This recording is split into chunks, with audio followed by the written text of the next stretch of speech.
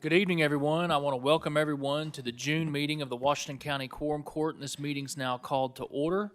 With that, I've asked Justice Wilson to do us the pleasure of prayer and pledge this evening. Justice Wilson?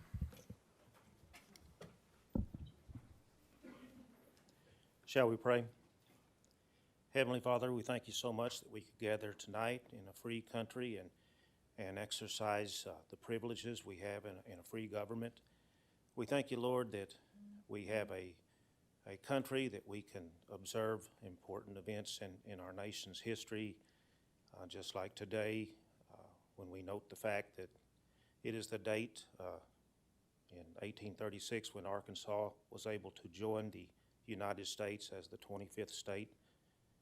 We thank you, Lord, that we can observe events like that. We thank you, Lord, that we can appreciate our history and our culture, and I pray that you would help us to do a better job at cultivating an appreciation for the common heritage that we share. We thank you, Lord, that you have your hand upon this nation. We thank you, Lord, that you have your hand upon our very lives. We ask that you might guide the proceedings this evening. Please grant us wisdom to know the course of action that is best, and we ask that what is done might be pleasing in your sight. We ask, Lord, that you might guide each person to walk in a path of righteousness and in a way that is pleasing to you as well, for we pray in Christ's name. Amen. Amen. I pledge allegiance to the flag of the United States of America and to the republic for which it stands, one nation, under God, indivisible, with liberty and justice for all.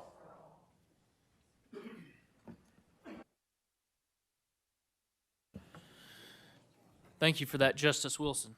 With that, we'll move on to the adoption of the agenda. Do I have any changes to the agenda? Justice Lyons? Thank you, Judge. Due to a medical emergency, the applicant for item 11 is not available, and I would like to table that till next month's Quorum Court meeting. We have a motion to table item number 11 due to a medical emergency from the applicant. We have a motion to table by Justice Lyons to next month's meeting. We have a second by Justice Lemming. All those in favor? Aye. Those opposed? Item number 11 will be tabled until the July Quorum Court meeting. Justice Lemming? Oh, no, what? I'm sorry. Any other motions for the agenda? Do I have a motion to adopt the agenda as amended?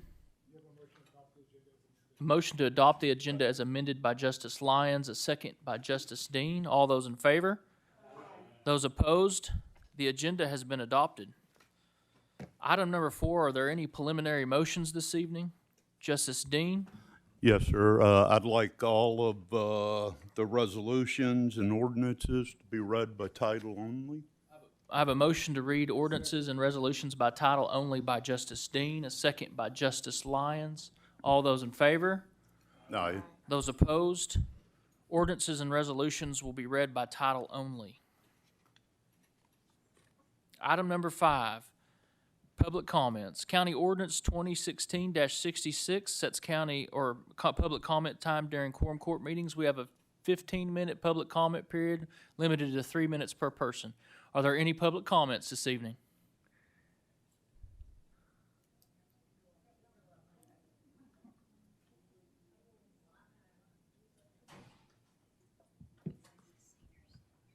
If you will, there should be a little man or a little person button on the right down at the bottom.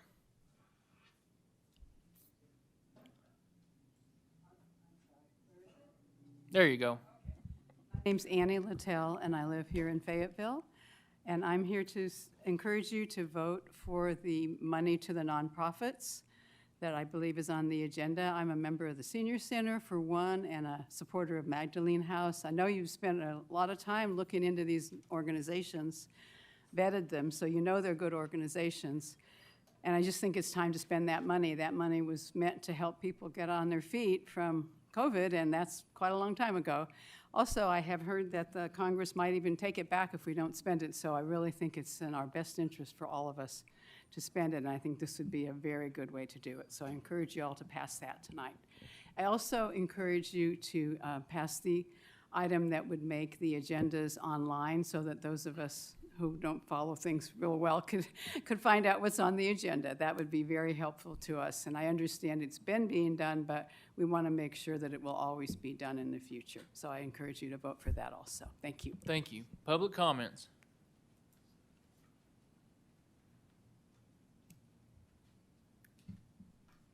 Diana Scott, 299 North Platinum, Fayetteville. I was in my happy place on Wednesday morning, the Fayetteville Senior Center, when it was brought to my attention that funding for the senior centers may be pulled out from under them after considerable indication that they were covered. I know how much joy these particular places give our community, and it's not just the old people. We have young visitors, we have young staff, and a healthier senior community makes for a healthy community, period. This is money that you can spend well, so consider very carefully what you're doing with those funds. Thank you. Thank you. Public comments. My name's Chase Gibson. I am the director of the Fayetteville Senior Center, so I'm also going to speak to the funding that was potentially allocated for nonprofits. Real quick, we have several seniors here that aren't going to have time to get up and speak, so if you were here as a representative of one of the senior centers in Washington County, will you please stand up or raise your hand if you're not able to stand?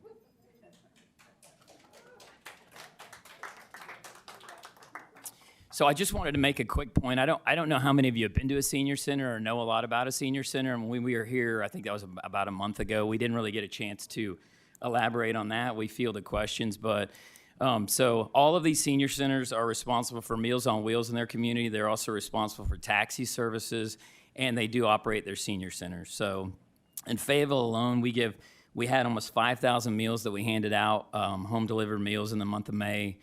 We served another 1,800 meals to our center and to Hillcrest Towers, 1,700 units of what we call socialization, which is the activities that we do at this center, from wellness classes to ping pong to bingo to pool. And we do not charge. So I cannot imagine there is any other organizations where funding is as essential as it is for us. So, and not to mention, if this funding is also designated to help recoup COVID loss, we were closed. Our doors were closed to the public for about 13 months. We continued providing home-delivered meals, taxi services, essential things. So we did not have people, a lot of our donations are people walking in the door and putting donations in. We did not have those for 13 months. So if as elected officials, your role is to dispense this money to help people recoup and to spend it as well as you can for the community, I can't imagine a better cause than our senior centers. Thanks. Thank you. Public comments. I didn't see, did he? Yep. So this is Katie Teague. I live at 4003 East Murrell Drive in the county, and just wanted to give compliments to the road department. Our road is County Road 4008, had major divots from heavy truck traffic where it was really getting difficult, and we were scraping the bottom of vehicles, and they just did a great job clearing that out, stabilizing it, and resurfacing it. And they probably don't get the compliments much, so just wanted to say how much we appreciate them. Thanks. Thank you. Public comments.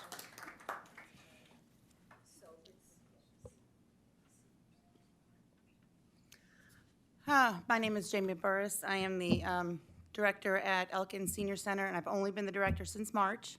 I'd worked for, okay, I'm gonna cry because this is a very emotional thing for me, but I had worked for the Senior Center in Fayetteville since December of 16, and I delivered Meals on Wheels. And then I worked in the office afterward, and unless you're ever out there seeing these people, seeing them, what they need, what they don't have, we are a lot of times the only people they see in a day. And our senior centers provide so much for the communities. My community is a tiny community. Oh, God. Again, like Chase said, it is only by donations. Anything that we do is by donations. So the meals that we send out, we don't require them to pay. Most don't. And there are actually some few that are on such limited incomes, and they do their best. They will send in pennies sometimes if they can. But I just want to say how important this funding is for all of our centers. It is just so very important. That's it. Thank you. Public comments. I appreciate everybody, but this isn't an involvement of the crowd. We're gonna have to move along efficiently tonight, so please hold your applause. Yes, ma'am. Hi. Thank you for me to have this opportunity to speak. I'm Leanne Wiedeker, President of the Washington County Historical Society, 365 North Olive Avenue, Fayetteville. The Washington County Historical Society is grateful for your consideration of the request for ARPA funds and the ability to present tonight. The organization benefits the entire community from every walk of life, of every age, from school children to the elderly, as well as those who visit the region from all over the United States. Several schools and public libraries subscribe to our 70-year award-winning journal, Flashback, and use it as a resource about the people, places, cultural, and historic events of Washington County. The Historical Society operates on a thin margin as a nonprofit, and the board is in the habit of adopting budgets that correspond to the income of the organization that includes deferring maintenance to historic buildings such as the Headquarters House Museum and the Ridge House that are owned by the Historical Society. The 8 offices of the Ridge House provide office space for a dozen psychologists and social workers who serve patient population throughout the community. Several of them have provided care to patients in this location for over 40 years. During the pandemic, the Washington County Historical Society reduced rents to half to support the psychologists and social workers struggling to pay rent during the pandemic shutdown, and to support mental health services for existing patients and new patients, many of whom were enduring the loss of family members or caring for loved ones impacted by COVID-19 with chronic health issues. We are only asking for a portion of the funds needed to continue to maintain Ridge House, and only part of our total loss due to the pandemic, when our doors were shuttered and services halted. Receiving ARPA funding would be important to help WCHS recover from economic loss and allow the organization to fully resume activities and fulfill its responsibilities to the community. Thank you for your time. Thank you. Public comments. My name is Joshua Hale, 15564 Prairie View Road in Prairie Grove. I'm not able to stay for this full meeting tonight, so I wanted to comment during this time about item number 19, on the proposal to do away with the ability of citizens to appeal planning board decisions to this body. I ask that you please don't get rid of this and force citizens to take their appeal directly to the circuit court. As mentioned at your previous County Services Committee meeting this past month, the majority of citizens don't have the financial ability to do that. I'm a citizen that appealed a decision to you last month because I felt it was decided incorrectly by the planning board. But I am no way able to spend $5,000 to $10,000 to appeal that to the circuit court. The current ability to appeal to you is my only realistic option to have my voice heard in an appeal, and is the only option for the majority of citizens you represent.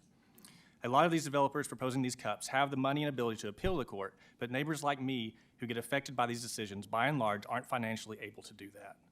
This would be one more way that a voice of the lower and middle class is taken away in favor of the well-off of our county.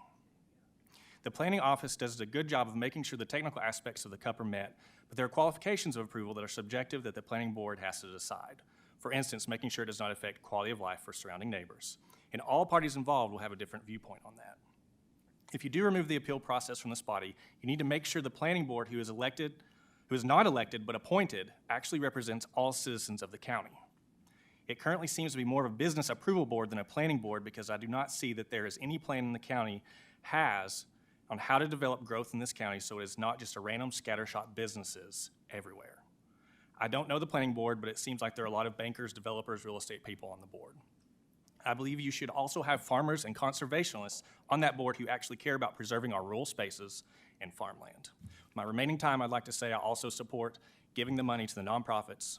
My parents use the senior center. It's very important. I know there's a comment made by somebody here that they can get money from other places, and it's very hard to get money as a nonprofit. My wife works for a nonprofit. It's not that easy just to get money just from anywhere. Thank you. Thank you. Public comments.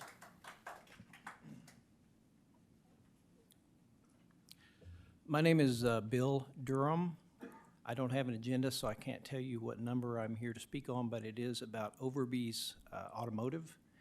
And I just wanted to tell you that I have been friends with the Overbys 30-plus years. They have a very large, tight-knit family, and one thing you'll hear tonight is about the number of vehicles. Over here, they have a garage that's actually in the county. Their house is in the city. But every family gathering I've been to over there, you'll have 20-plus vehicles over there and at any time. I mean, and it's nothing to do with the shop or the business. They just have a large, tight-knit family. The huge pond behind their house that the whole neighborhood uses, they take care of it. They do things for the community and for their community there. But I'd also, there's a lot of supporters here. Can the supporters for James Overby and Braun stand up?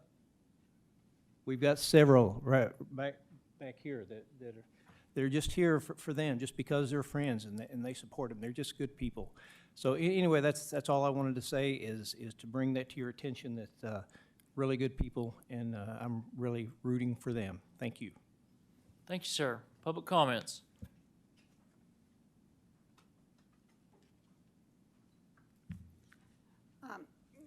Good evening, Judge and Justices. My name is Lou Reed Sharp. I live at 1739 Steel Road in Tawnytown, Arkansas. I wanted to come before the court tonight to voice concerns about 3 issues. One is taking planning board decisions to the circuit court. I'd rather keep it the way it is so that regular people, just like we have tonight, can come before the court and express their views, pro and con. Because one thing, and the other gentleman brought it up, right now the planning board is they're all appointed positions, so they're not elected. I'm much more comfortable coming and talking to people that are duly elected to serve the citizens where they live. Second, the allocation of the ARPA funds. These nonprofits were frontline workers during COVID and the pandemic. They didn't get a windfall like the Washington County did of $46 million or whatever it was. $600,000 and little less was promised to these organizations. You've made food box deliveries with me. We were out there when the churches shut down and nobody had food. We were delivering food boxes. I think Washington County, I think somebody said a week ago or so, you know, y'all made $500,000 in interest alone, and that's on money that y'all stashed away of ARPA funds. These organizations provided services, and ARPA was set up to help support them, so I hope you will consider that. And third, online publication of resolutions. I mean, that's common sense and that's standard practice. I'm not sure why that's even up for discussion. That just should be common practice and made law. So those are the facts. One, we don't want to hire lawyers. We promised money to the nonprofits. We should honor that. They're serving the people. They didn't get windfalls. And third, I think the online publication of resolution and ordinances will make y'all's jobs easier. Maybe people won't file as many FOIAs. So that's all I have to say, and I appreciate your time. Thank you. Thank you. And with that, public comment period has expired. I'm going to repeat it one more time. We're not, just a second. We're going to have to keep order in the gallery, or we're going to have to invite people to spend their evening somewhere else, okay? We got to move at this pretty efficiently. Justice Coger? Judge, I make a motion that we extend time for public comment to include everyone who's in line now to speak. I have a motion to extend public comment time by 3 minutes per people in line. Do I have to suspend the rules? It's 18 minutes, 21 minutes. Is it what? I'm sorry. Okay. We have a motion. Did you, a second by Justice Rios Stafford. All those in favor? Aye. Those opposed? No. Ms. Myra, will you please take a roll on that, please?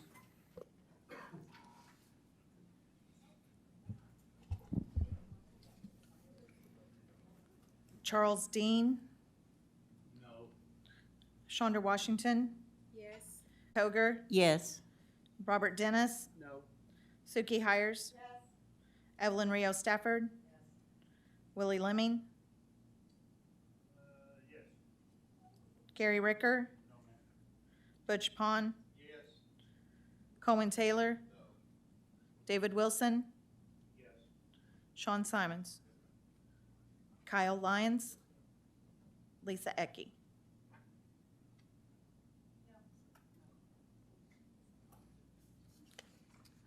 Pass.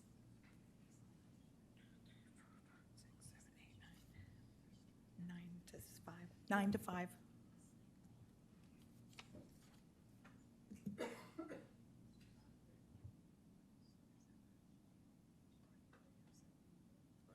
That fails. I would like to invite anybody who's in line. If you're here to speak on a particular issue or ordinance, we'll have a public comment time during that particular ordinance, okay? And with that, we're going to move forward.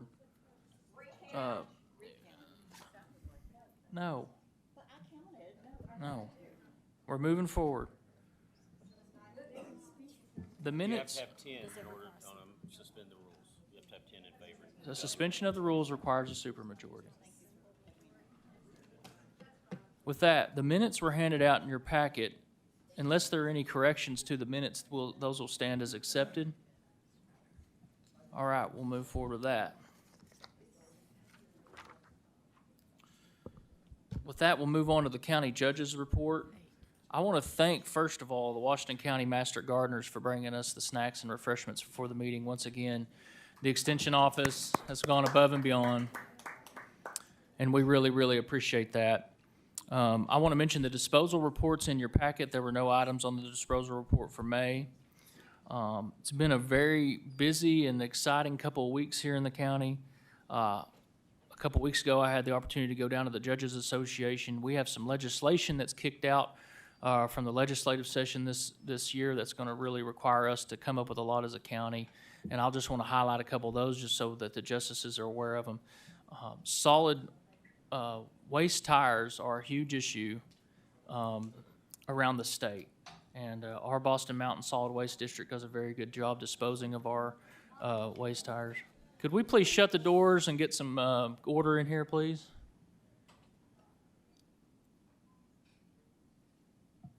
Thank you.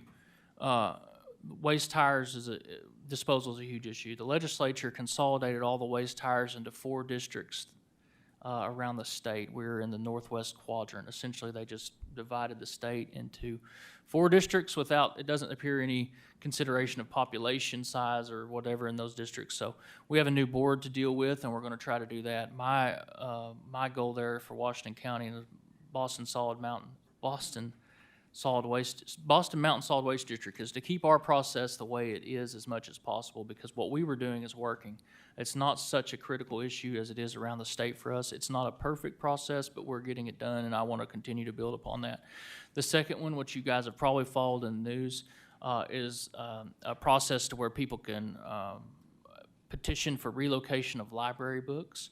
Of course, that takes a process in our county.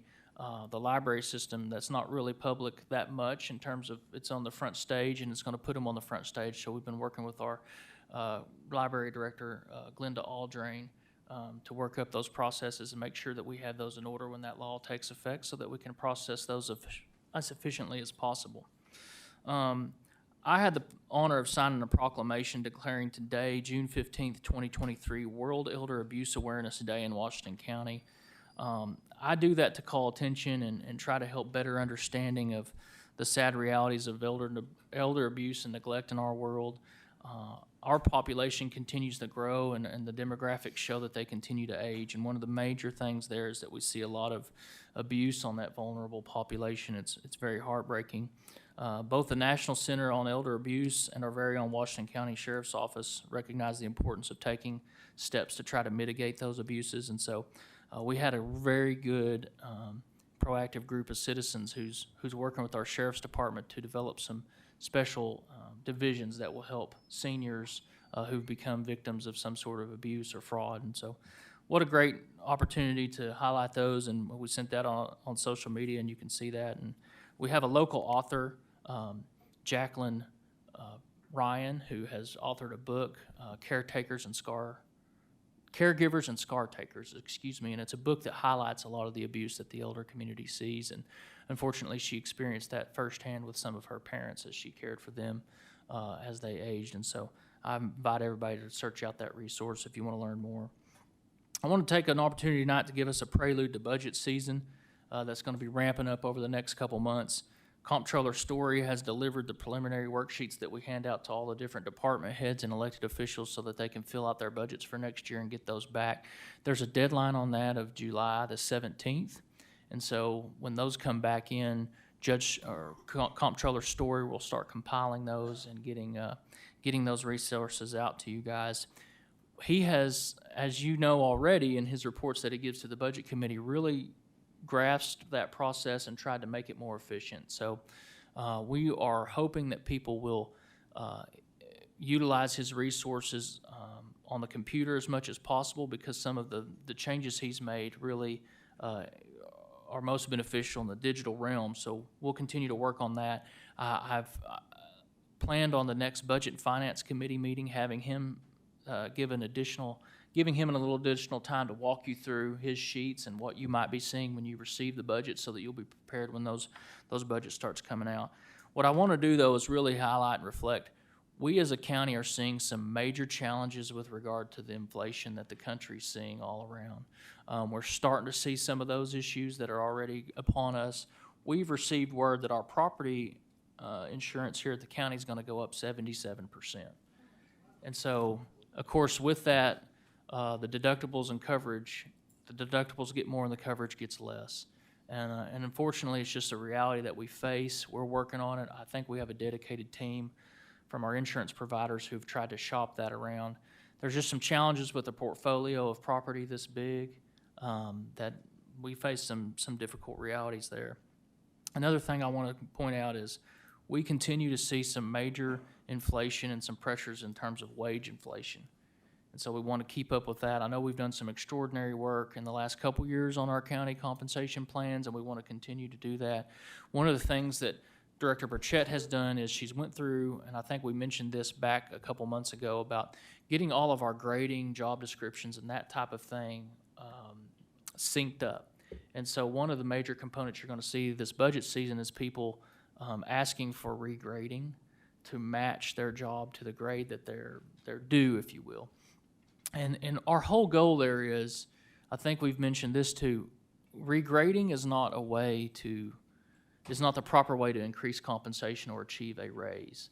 Regrading should be, once we get this work done, hopefully it should be something that's somewhat extraordinary when it comes to you guys, that an elected official or department head has changed the structure of their department or created a new role. And so our whole goal is to get the grades correct for you guys, so then you can decide on what you want to do for COLAs and merit raises and that kind of stuff with the budget. So be on the lookout for that. And I know that there's already been some talk about the county. I hear it that we're in a really good fiscal standing, and I would say we are, but we've done that by being very diligent, and I caution you to continue to do that and be very diligent. I want to think about the spending that you guys have already had to try to consume in the first 6 months of being around this horseshoe this year, and we're just going to continue to see challenges like that. Back to the insurance, the reality is, in a lot of ways, we're becoming self-funded in our property and casualty to a certain degree. What we're seeing is that essentially what our insurance is becoming is a catastrophic loss insurance. Did a tornado hit this building and completely demolish it or something like that? That's when our insurance would kick in. But to a large degree, especially in terms of wind and hail damage, we're going to be on our own. And that's just the reality of it. We're going to have to work through it. And so what that has required us to do is have large amounts of reserves on hand to meet those challenges and make sure that if something like that were to happen, we would be prepared.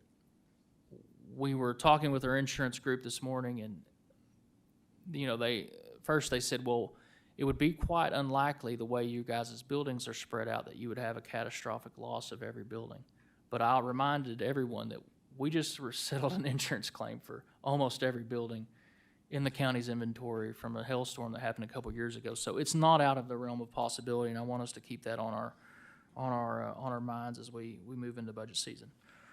Road tour. I want to remind everybody, we're going to have a road tour on Wednesday, the 28th.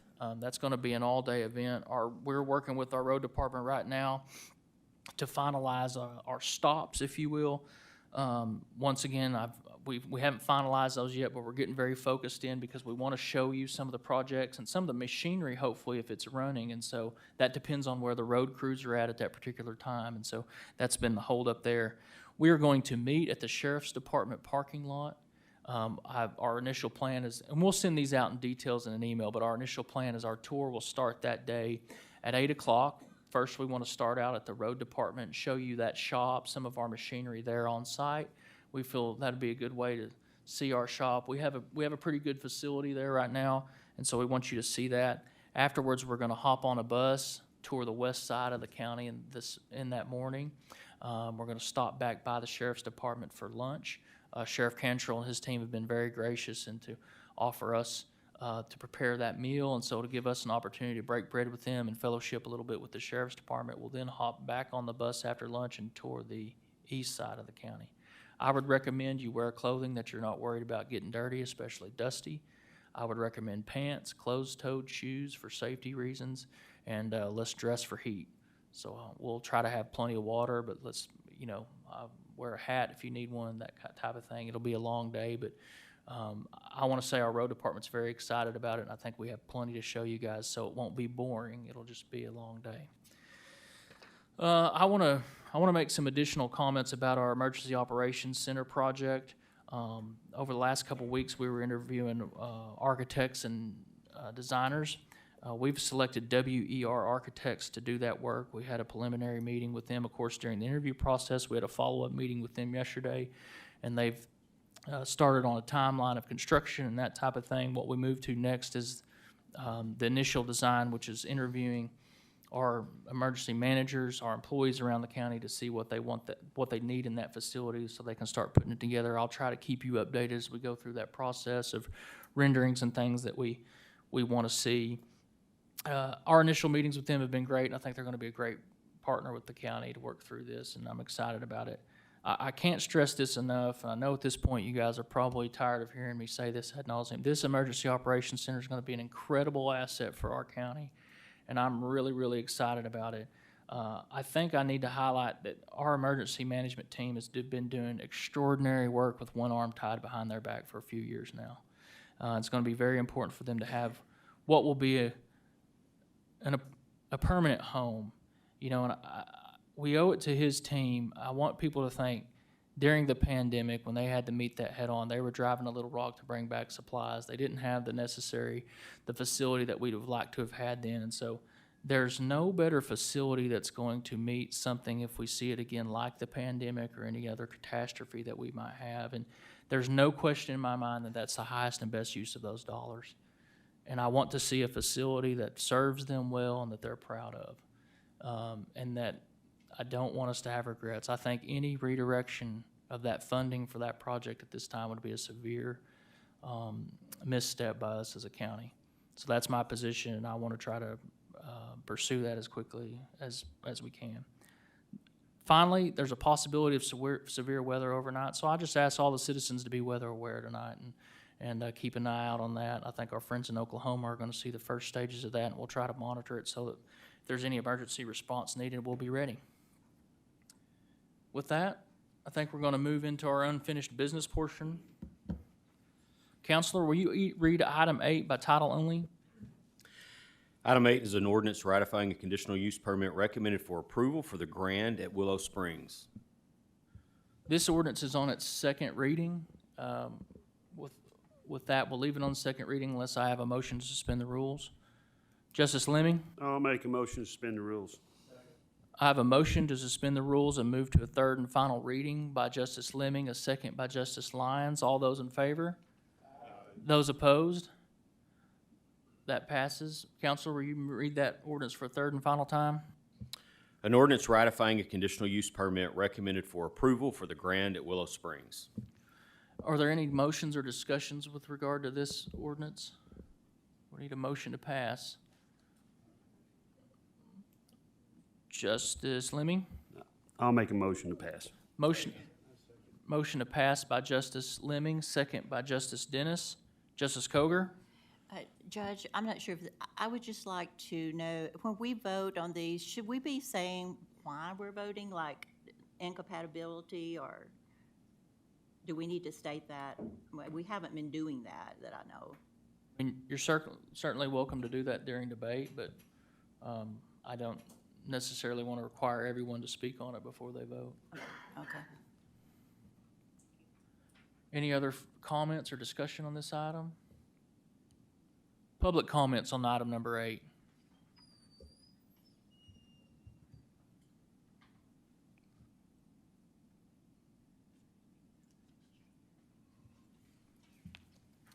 Hello.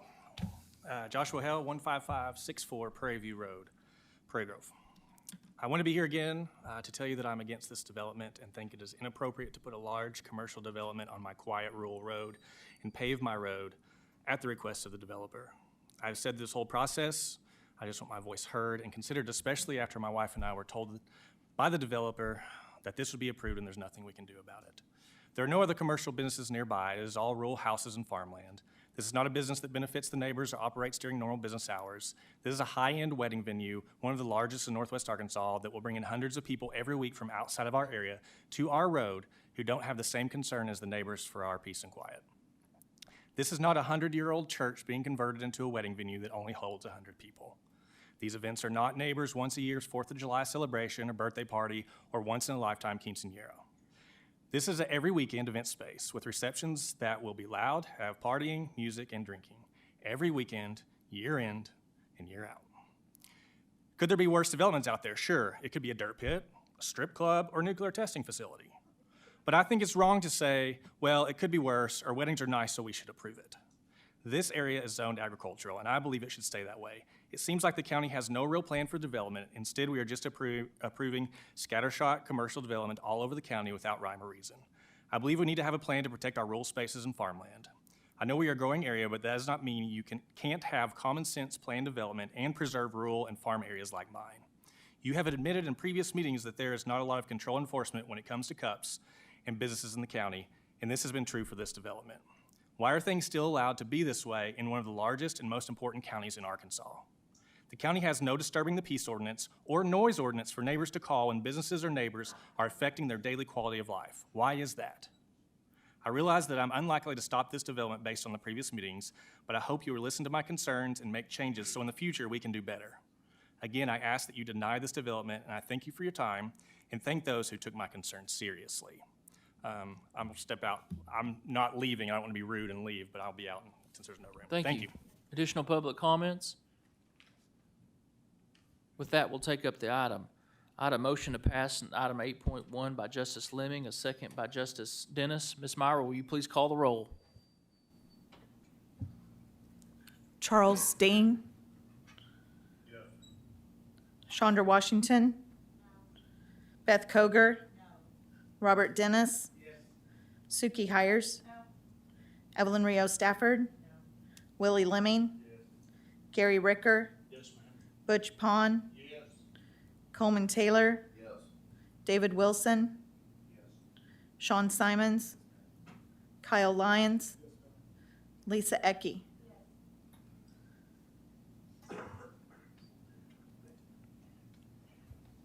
That item passes. With that, we'll move on to item number 9. Counselor, will you read item number 9 by title only? An ordinance amending ordinance 2018-50 to update the vacation policy in the Washington County Employee Handbook. This item's on its second reading. Justice Ecke?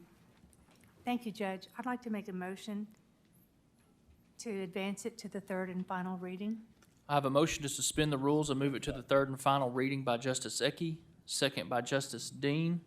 All those in favor? Aye. Those opposed? No. Ms. Meyer, will you please call a roll on that?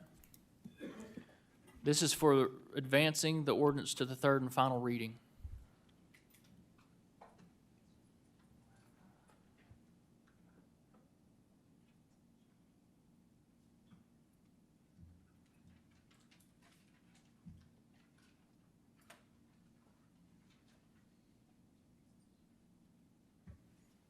This is on the motion to suspend the rules and move item number 9 to the third and final reading. Charles Dean. Shonda Washington. Beth Koger. Robert Dennis. Suki Hires. Evelyn Rio Stafford. Willie Lemming. Gary Ricker. Butch Pond. Coleman Taylor. David Wilson. Sean Simons. Kyle Lyons. Lisa Ecke. Item number 9 will move to next month's meeting for the third and final reading. First item on new business is our consent agenda.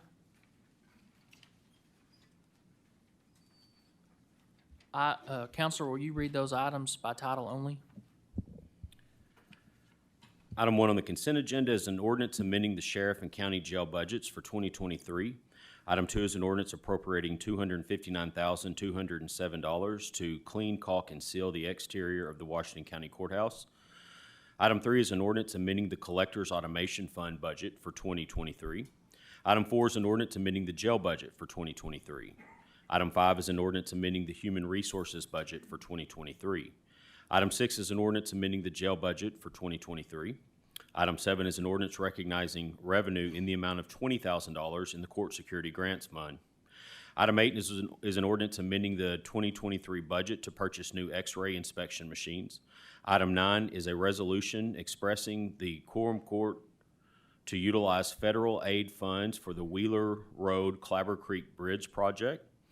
And item 10 is a resolution expressing the Quorum Court to utilize federal aid funds for the Jackson Highway Bridge project.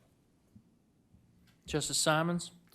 Thank you, Chair. I believe each of these items passed out of committee unanimously, so I would like to make a motion that we approve the consent agenda.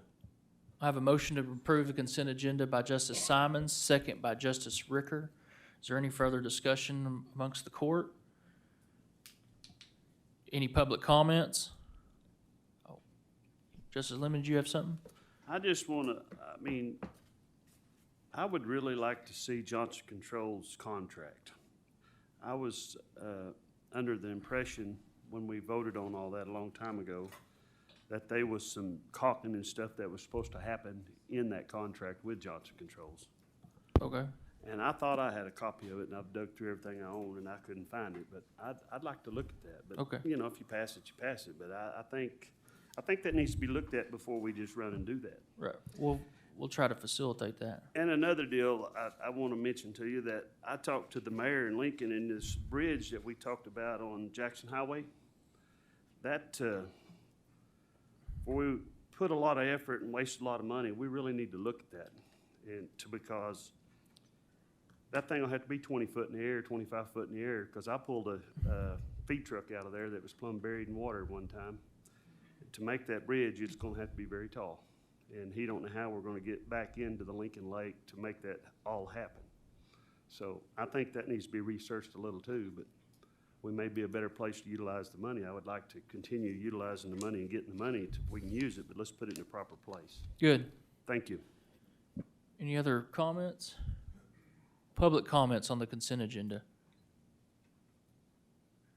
With that, I had a motion to pass the consent agenda by Justice Simons, a second by Justice Ricker. Ms. Meyer, will you please call the roll?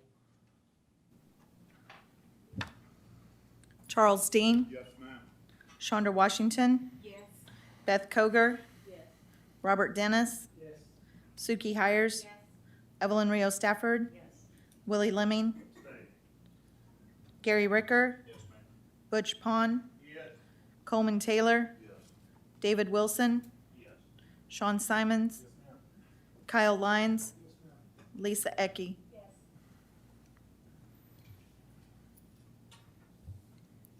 That item passes. With that, we'll move to item number 14. If you recall, at the beginning of the meeting, we removed the item number 11 and discussion items at the applicant's request. With that, we will hear from our planning department. Director Ada?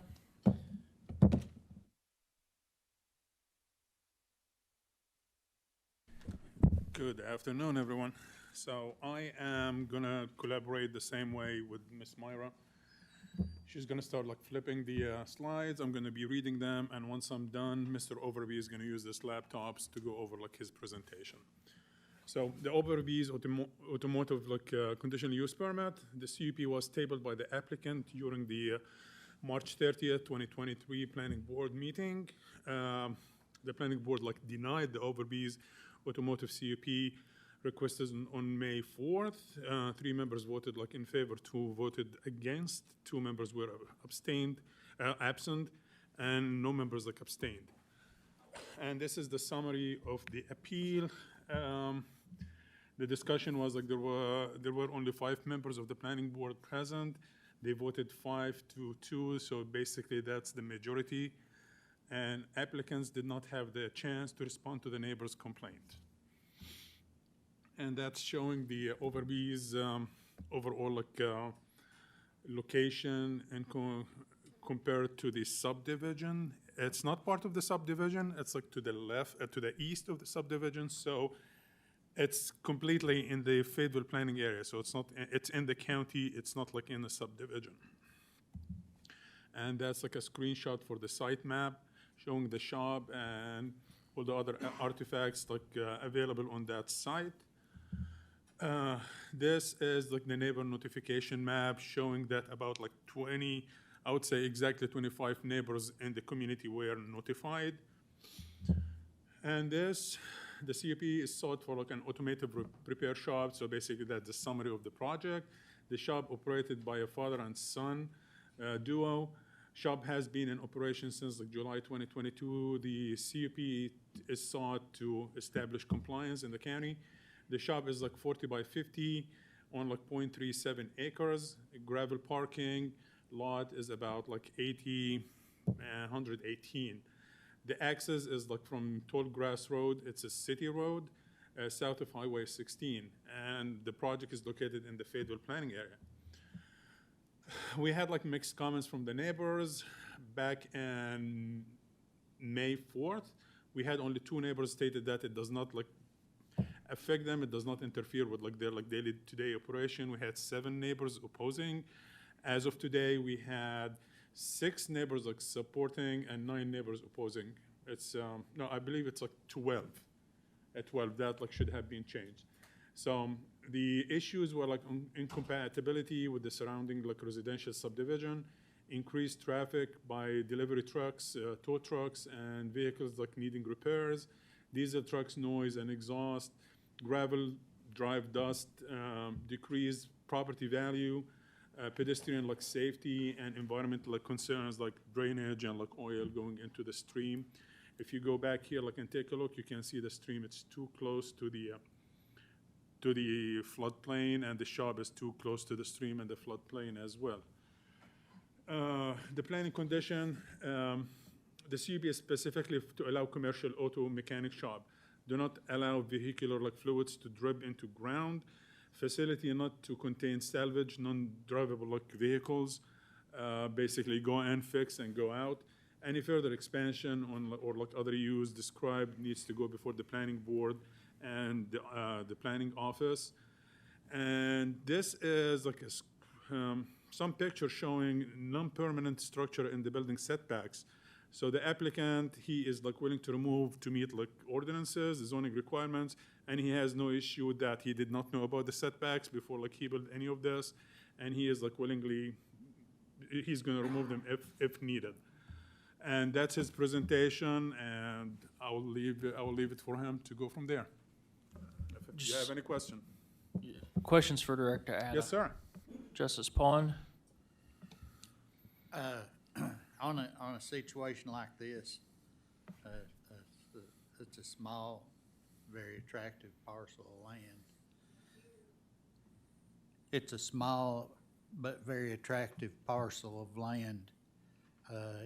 Would it be your policy of the planning office if someone requested to expand their building, their shop building, would they be required to come back to the planning office? Yes, any change into the CUP condition, anything on that, like approved dimensions of the building needs to go through, needs to Okay. be amended again and go through like the CUP process again. Okay, so it would not be necessary to require that as a conditional use?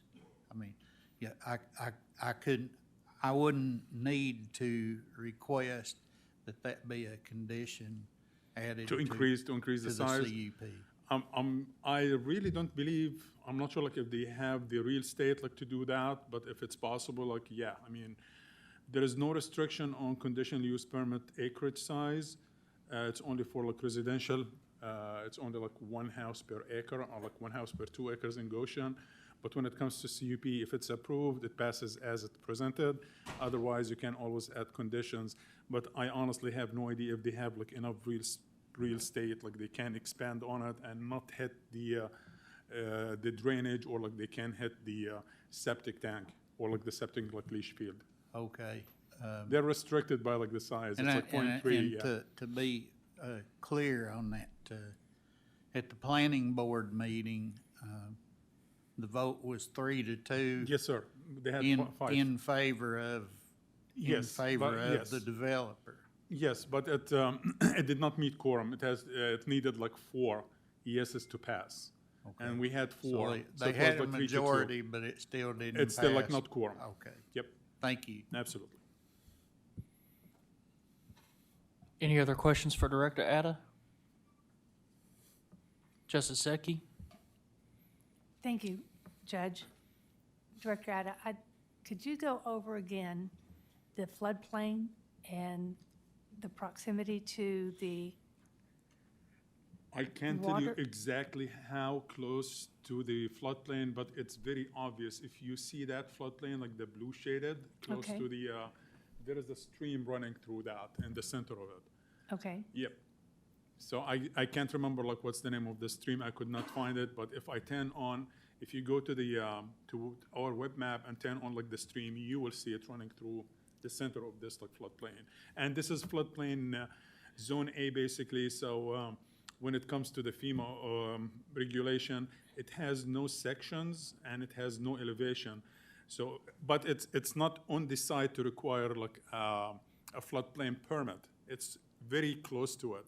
If it was touching, it would have required like a floodplain, goes through us and provided to FEMA. But yeah, it's too close. okay, so in your opinion, it passes or does it fail?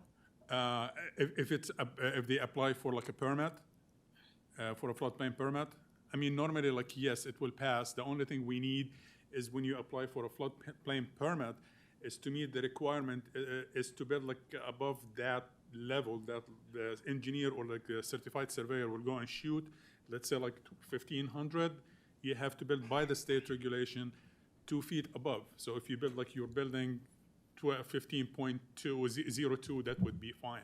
And so basically, if you are in the floodplain in that blue shaded area, you owe me a permit. If you are not, you're good to go. The state does not, the federal government does not require it. So are they good to go or not? It would be, I don't know, honestly. Okay, so Yeah. it's But still, the we don't know. floodplain, I mean, if they applied for a floodplain permit, it would be approved. Okay, Because they're away from it. do we know that if they have or have not? No, they did not. It's not, did not. it's not inside a floodplain.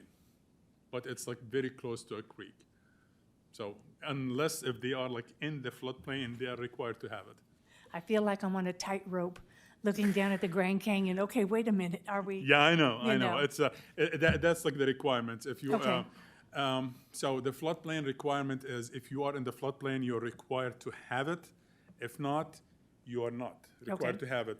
So But they're when it not comes to- required, yeah, but they're it's not just required. very close. It's very close. But if you have like insurance, if you're building this with your money, nobody cares. If you're building using lenders' money, they will require it. And the new FEMA 2.0 risk 2.0 is requiring everyone to have like flood insurance, just in case if you are close by or not, because nobody can predict where the water is going to go. Certainly. Yeah, I hope I'm not confused, but I thank you so much for clarifying absolutely. this. It's not in the floodplain. It's not required. Justice Coger? Thank you, Judge. That answered some of my questions, but I have a question, and I've thought about asking this before, but under compatibility, it says project does not deviate from adjacent land uses. But are there any other automotive repair shops or other businesses? Not that I'm aware of that came through our office. So I don't understand how it's not, how it is compatible then.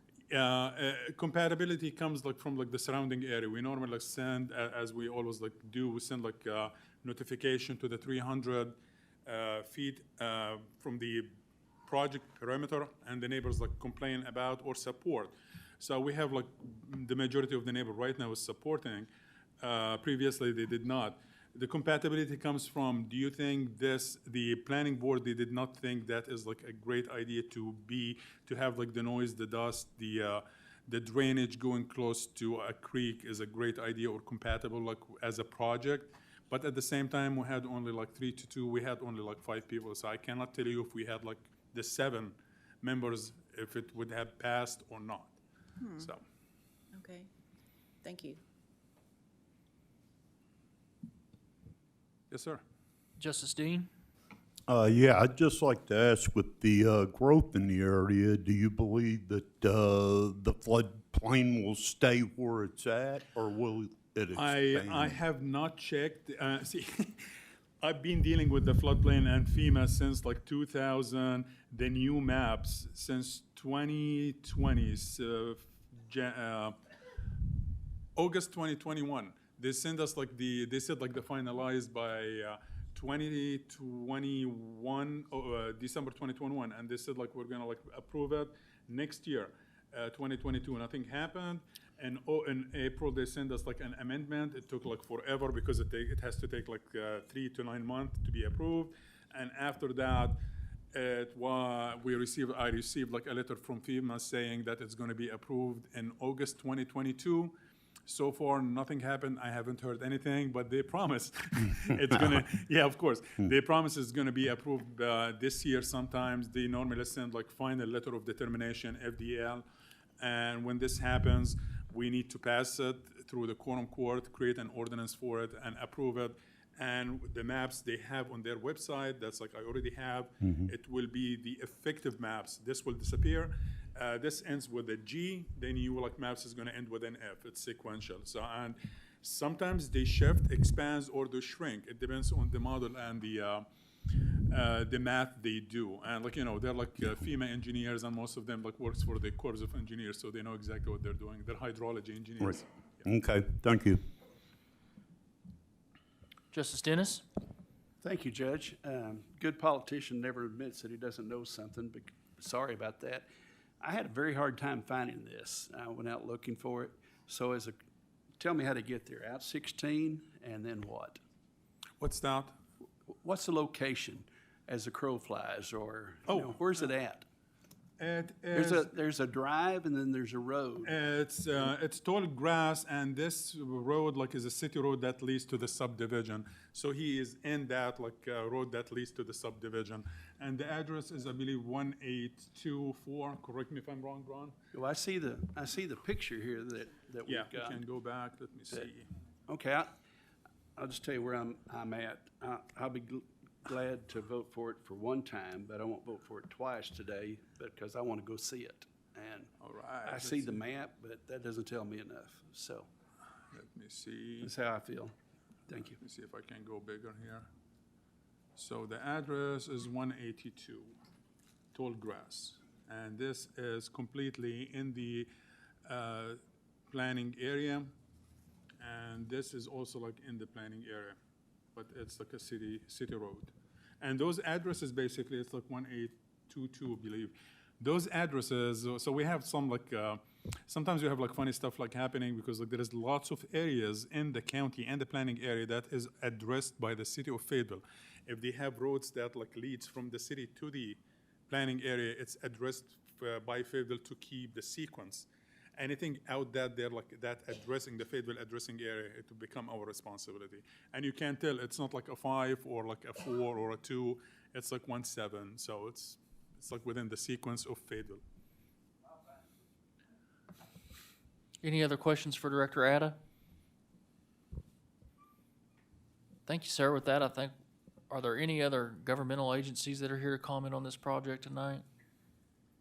If not, I think we're ready to bring up the applicant, Mr. Overby. Absolutely. Just let me do this.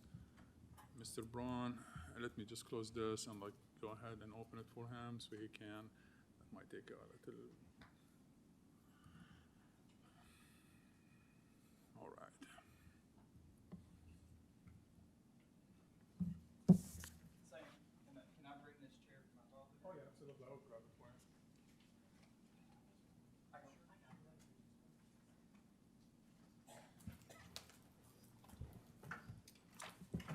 Welcome, gentlemen. Please state your name for the record, and then we'd like to hear from you. My name is Braun Overby. I live at 935 South Liberty Drive. And my name is James Overby. I live at 1852 South Tallgrass Drive. I own 1826 South Tallgrass Drive, and then 1826 Suite 2 Tallgrass Drive, which is in the county. And I understand now why you guys all have the easy chairs sitting there, because this is a long process. So what I have here is just a pretty quick PowerPoint of just some photos of the location, our shop, the cleanliness of it. If you don't mind, if just kind of paying attention to that, and as I'm going through that, then I'm just going to be reading kind of just my opinions on this. But Sam, I cannot make this just play all the way through. I have to. You just click on the arrow. Here, I'm going to let you It's the do arrow it. here. I'm going to let Yeah, you just do like this. this. It's like a presentation. Just use the arrow. Oh, there's no video here, though? Nope. Yeah, I did not get the video. Yeah, well. That's what was forwarded to me. Okay, well, in that case, what we will do is this is our gravel road, but I'll let my father go through this and just kind of show you as I'm talking. Now, I'm not seeing it move up there. Okay. All right, so all my mother and father are doing is trying to give their two sons an opportunity in the pursuit of happiness, a chance for me to possibly build a business that could provide for my family, and a home for my younger brother who suffers with Asperger's syndrome. We are good people, we run a clean shop, and we provide a service to our community. The business I have done from this shop in the past 11 months is overwhelmingly residents of Sequoia Meadows and surrounding subdivisions. Our shop is not noticeable from Tallgrass Drive, and it is not in anyone's backyard. It's on our county land. Each one of the neighbors that are in opposition had ample time to purchase this county land that the shop building is located on. They did not, my father did. This is not our fault, and it shouldn't be held against us. The last planning committee hearing, we received a 3-2 vote in favor. One neighbor who was in opposition said, quote, he did not know anything about the business until it was brought to his attention, end quote. And that would also go for the majority of the neighbors that are in opposition. They had no idea until it was brought to their attention. No matter what, we're asking for approval to run a small commercial business on county land. I need everyone to understand the building is not going anywhere. It's already there. We got approved for it to be there. No matter what, we will still be working on friends and families' vehicles, having family get-togethers, and working on our stuff. This is our right. I never wanted to file for an LLC. But without an LLC, we could not have a tax ID. Without a tax ID, I can't pay taxes. So I was just trying to do the right thing.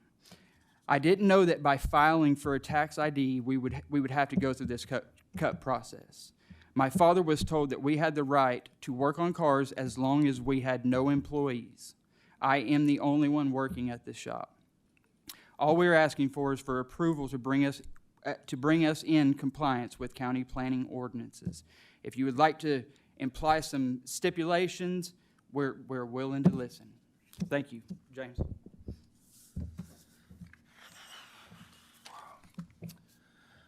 My voice is kind of slurry. I've had some past injuries and stuff, so bear with me.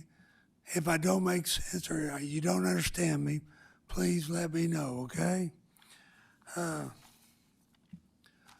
look, we've lived in this neighborhood since 2003. We've lived 3/4 of miles of crow flies from where we live now for 30 years.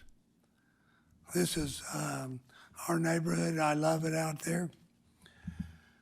But we bought this property, 1852, South Tallgrass Drive, where my wife and I live, in 2003.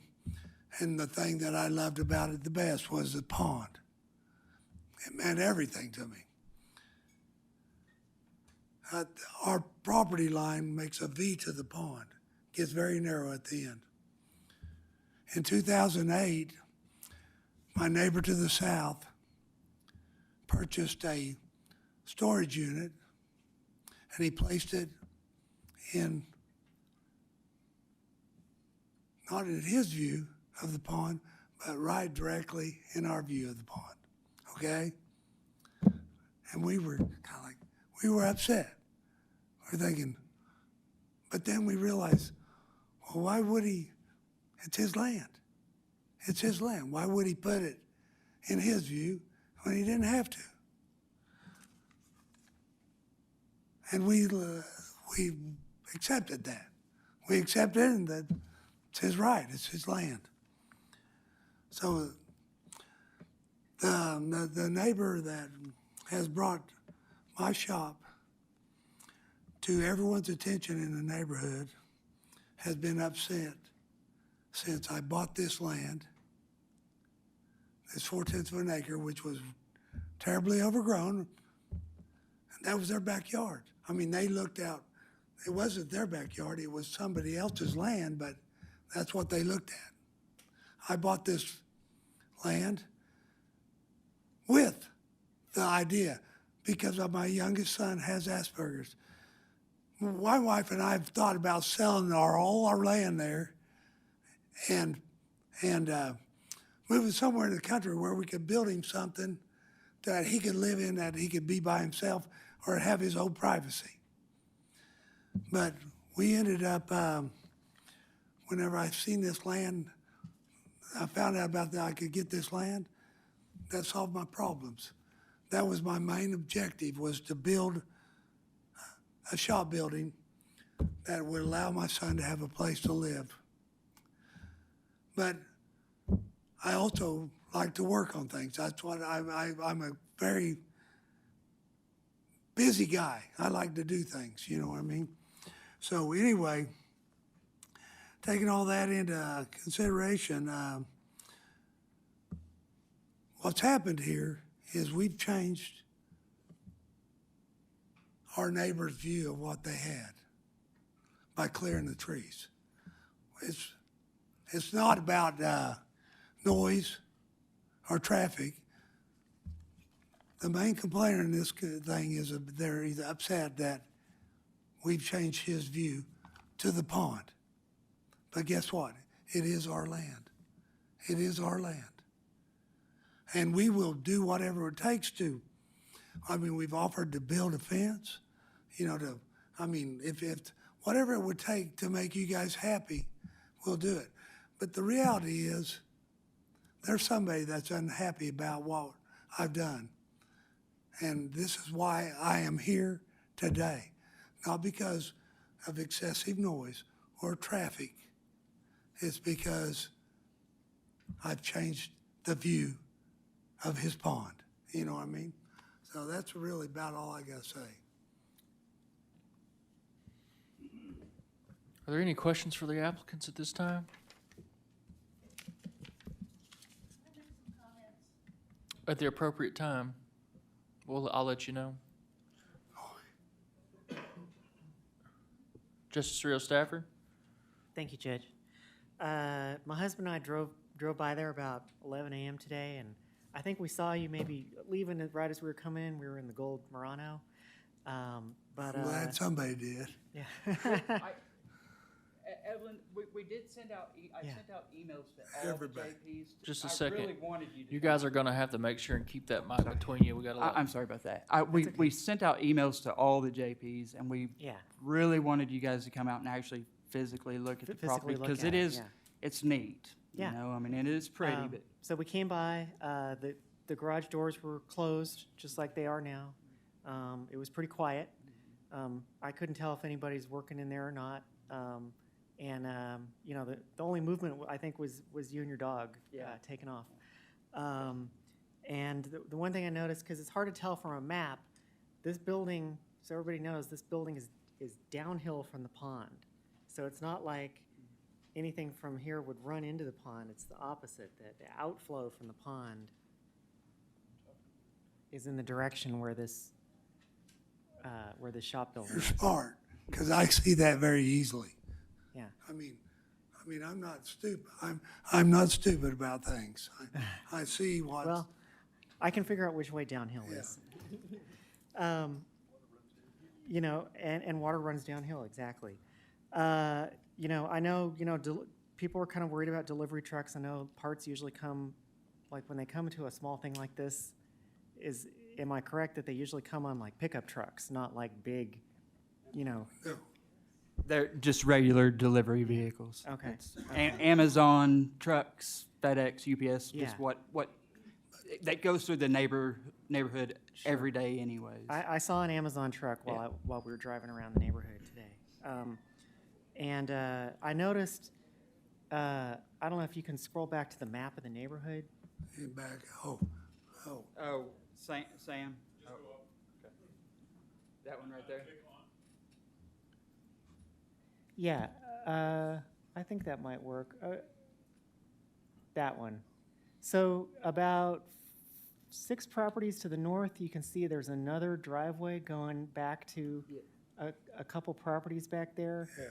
That looks like, it looked like some kind of farm operation or something like that. Do y'all? She has a goat farm out there. A goat farm? Yes, Okay. she does. All right. What's the current volume of business that y'all do right now? As of right now, I mean, if I work on 1 car a day, I'm happy. I mean, it's we hadn't advertised. I mean, pretty much everything that we've got right now is just word of mouth, and so I mean, I literally, if I work on 1 car a day, I would be ecstatic about that. Okay. Is that kind of like 1 car coming in and out per day, or? Yeah. Yes, that is. Okay. Well, and I have to say that we, you know, Braun had a, I think it was probably about I can't remember, 96 Land Cruiser, Toyota Land Cruiser, that needed extensive work. And it was there for probably a month and a half. You know, we had to have machine work done. We pulled the motor. And I mean, so, you know, the things just aren't in and out always, you know. I mean, obviously, you know, the amount of repair, if it's an alternator, it's, in and out. If it's a motor overhaul and it needs to be bored and stuff, it can take weeks. Yeah. Okay. All right. I think that's all I can think of right now in terms of questions, so. Well, I'm glad you came by, because I wanted to mention Alta or Sam, whoever, the water comes right by the corner, and then it turns really sharp to the east, and it's a big trench. You know, I mean, so that's where the floodwater is going to go. Okay, it's going to come to that corner, and it's going to head east. Big ravine there. Thank you. Justice Pond? I also have been by there, and I'm glad I caught you there. I was very impressed about how clean the pictures. You could see they actually do family activities in their shop building, and I know that there's several people here that are for it, several people here against it, and I was prepared to move to suspend the rules, and when it came up and moved to the second reading, but when I hear comments from people on the court who are not prepared to vote because they came by and couldn't find it, they still want to see your property.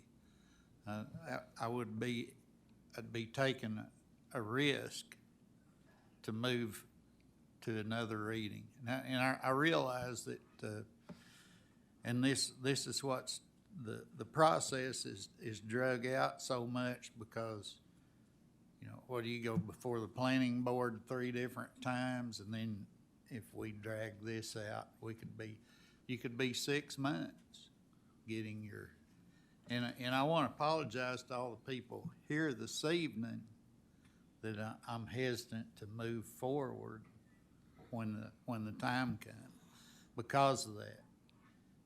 And in this meeting, we can talk to each other.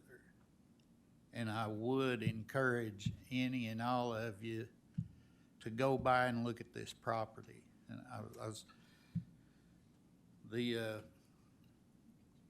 floodplain issue came up. I was a little surprised about that. I can't see what if that little building's in the floodplain, then every house around it would be in that floodplain.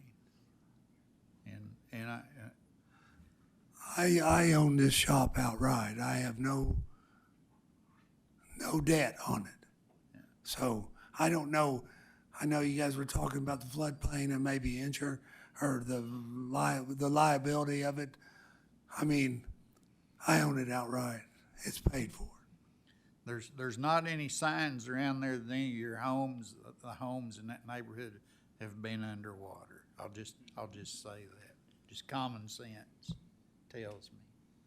But anyway, that's where I am on your issue. You know, we've had some discussion about changing the process a little, and it's simply because folks like you and different ones, if you were trying to get a permit to build something, you know, the building season's gone before you finally get it. So we need to make some kind of change on that account. Well, I want to say that I realize that we are all busy people. And I mean, we sent a letter out probably 3 weeks ago, because we didn't want to send it way early and nobody show up or that just, oh, that's a long time. We did it 3 weeks thinking that gives you guys plenty of time. But I realize it's hard, especially if I'm way over in one corner of the county or the other. I realize that it's difficult to do, but we have nothing to hide there. It's a clean operation. And I wanted to say about the pond, you know, about the pond. Listen, I have we've lived there since 2003. I have spent over $10,000 on the pond. I rebuilt the spillway. The ravine that ran after it went through the spillway was 6 foot deep and sharp edges, and I had it smoothed in. I put in rock and stuff to make it more safe. I've cleared trees that were willows that were dead. I put in a $3,000 pond aeration system. I mean, the pond is my love. I mean, I love where I live and I love my property. I just want to say again, I really would like anyone that's hasn't made up their mind, or even if you believe you have, go by and see their place. It's awesome. Thank you. Thank you. Justice Fleming? Thank you, Judge. Your shop is just like many others. Washington County is just full of small businesses all over, and 90% of them, I'm not saying 90, 70% of them don't have a CUP. And your shop is a perfect example of the old, I'm gonna call them old CUP process and the old rules, which we need to rebuild and bring up to the 23rd century. But your shop is a perfect example of why we need to rebuild our CUP process. Because if the planning was done right all over Washington County, you wouldn't be able to allow to do it because it would be one area that they put commercial buildings in. But that's not here yet. It should be here, but it's not here.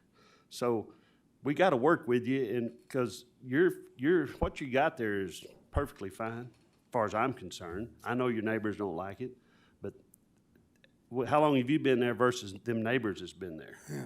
I'm not saying, that's any better or worse, but until we rebuild our CUP process and change that, we're gonna have to make these decisions like we've been making them since I've been on here, going on 6 years. We've done this, but we ain't got no more to work with. We have got to give our planning commission the tools they need to work with. We've got to give them the law enforcement to control it. We've got to change all of this to make it right and easy for everyone.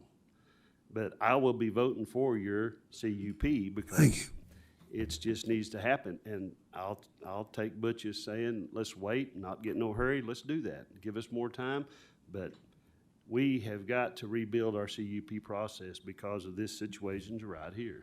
Thank you. May I speak? Yes, sir. So, in 2000, my wife and I in 93 bought as the crow flies from our house, probably 3/4 of a mile. And our front property was Highway 16, but the back property was county. And I did the same thing. My mother was 75 years old. I built a shop building, a 32 by 50 shop building. And I built her an apartment, and she lived with my wife and I until she passed away at 80.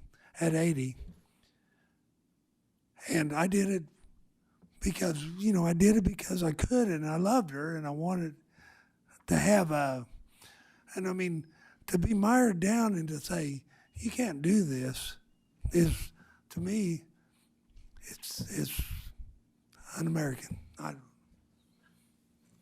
Justice Taylor? Thank you, Judge. Gentlemen, I just wanted to make sure we were all clear. The building is here regardless of the CUP outcome. The fact that y'all are here and asking for this permission, if you will, I would encourage you to not apologize for what you're doing on your own property. That you said you own it, you bought it. Nobody here bought it except for you, so it's yours. Second, that the views change, things change, neighbors get mad, that happens. But to use and weaponize the process against somebody to force you, as the gentleman said earlier about the timing, like the process can take 6, 8, 10 months, whatever. For what? You're still gonna own the property. You still have the building there. The neighbors are still mad about what's there. So I would encourage you to, stay the course, do what you have to do. But ultimately, y'all have done nothing wrong. Do not apologize for anything, and know that eventually this will be fixed. But y'all are a prime example of the weaponization of the structure right now. And it costs nothing for an appeal to be filed other than time, right? We've heard that said a couple times here tonight. But it costs you something if you are a teetotaling, law-abiding citizen who's not going to take a penny for working on somebody else's car on your own property, which I'm not saying that's what you got to do or not do, but the fact that this is being abused so often, and we see that regularly, and y'all are living it out, to me is a symptom of the systematic sort of, cancer that is overtaken all of us to think, I can tell you what to do. Yeah. I can't tell you what to do on your property. Thank you. Your neighbor can't tell you what to do on your property, so don't worry about that, and we'll get it fixed. Thank you. Any other discussion or questions for the Overbys? Thank you, gentlemen. Stay close. We might have some follow-up questions. With that, we're going to move into public comments.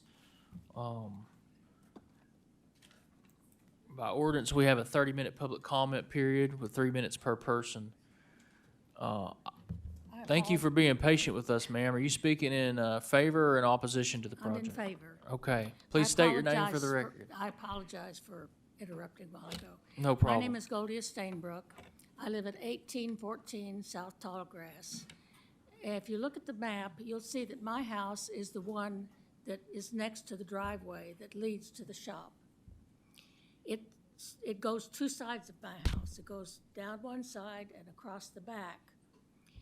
And if you count the front, if you count the street, it goes three sides. There is very, very little traffic on that.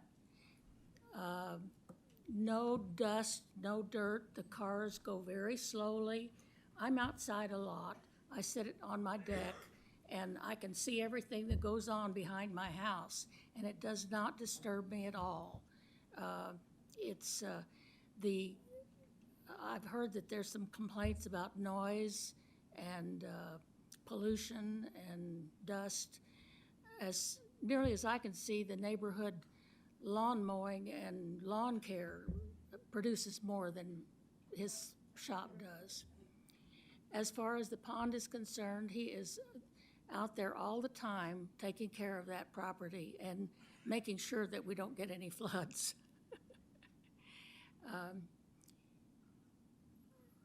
That's really about all I have to say, except that I just wanted to make it clear that for me, there's no problem at all.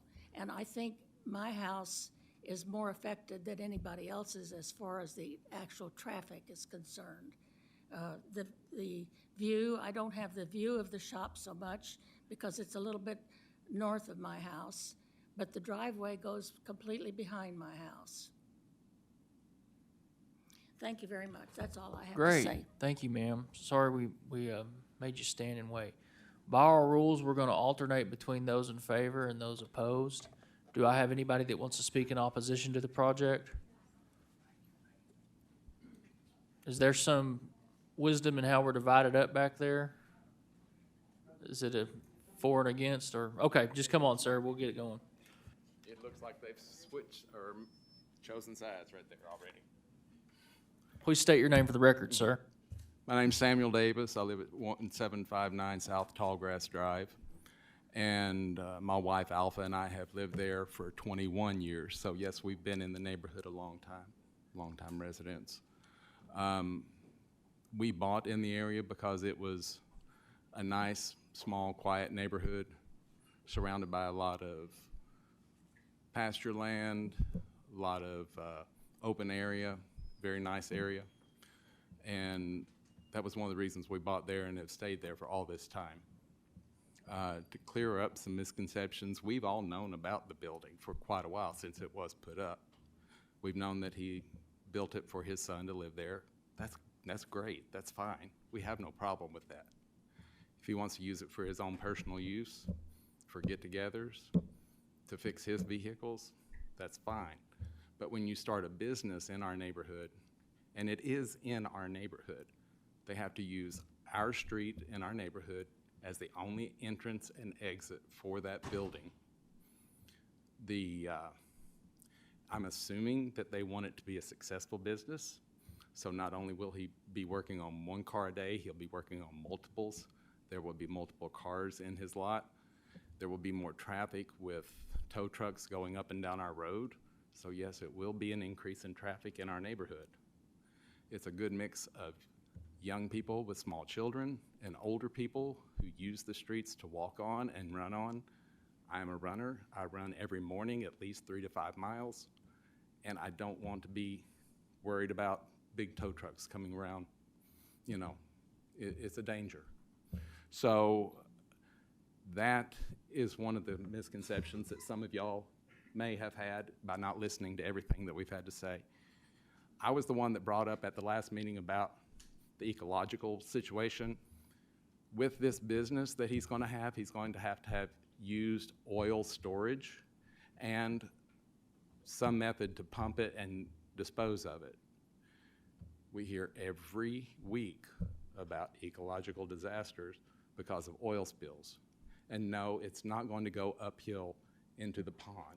It's going to go into the stream that runs the complete length of the rest of our neighborhood. And that creek runs into Lake Sequoia, and that runs into Beaver Lake, which is our water supply. And it also, there's a multitude of wildlife that still live in our neighborhood. Wild geese, ducks, rabbits, and even a few deer still. And if we were to have a spill like that, that would greatly affect that. And it would also affect our property values if there was an issue with that. So I would hope that y'all would be open-minded to hear all the things about it. I have no problem with them having their building. Thank you, Mr. Davis. Is there anyone wanting to speak in favor of the project? Come forward. Yes, sir. Please state your name for the record, sir. Yes, sir. I'm Randy Keene. I live at 1225 South Keene Lane. Hi, Robert.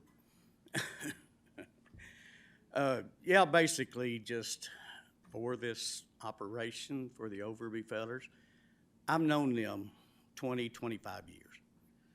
And there's so much to tell you right now, and just so I don't just babble and jump around, but if you've not been there, I know they would welcome you, and I would too.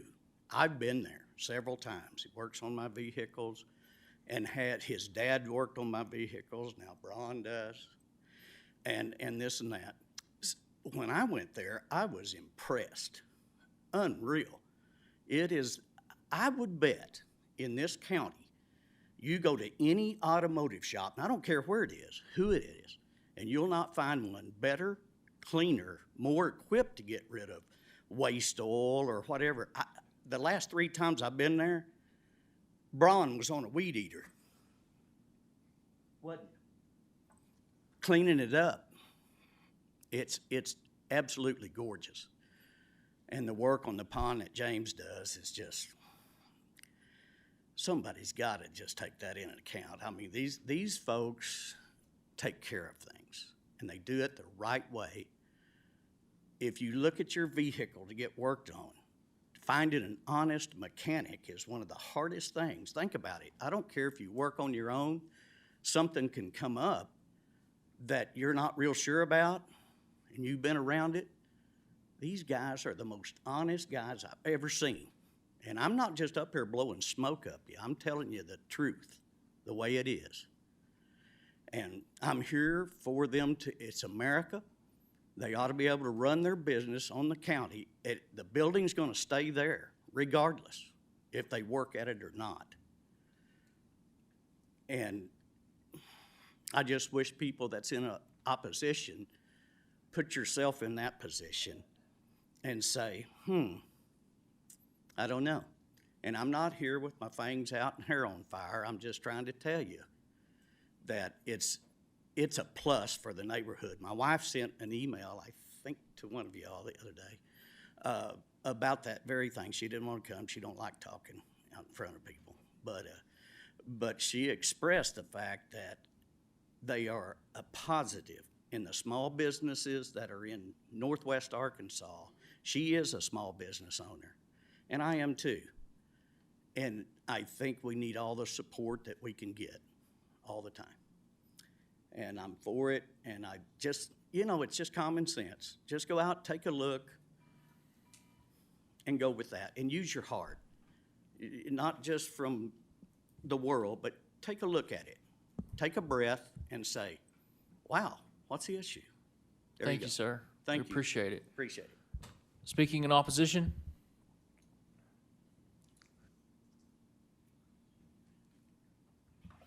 Ladies and gentlemen, my name is Lance Hopkins, and I'm a resident and a homeowner. I live at 1743 South Tallgrass Drive, and I prepared some remarks for today.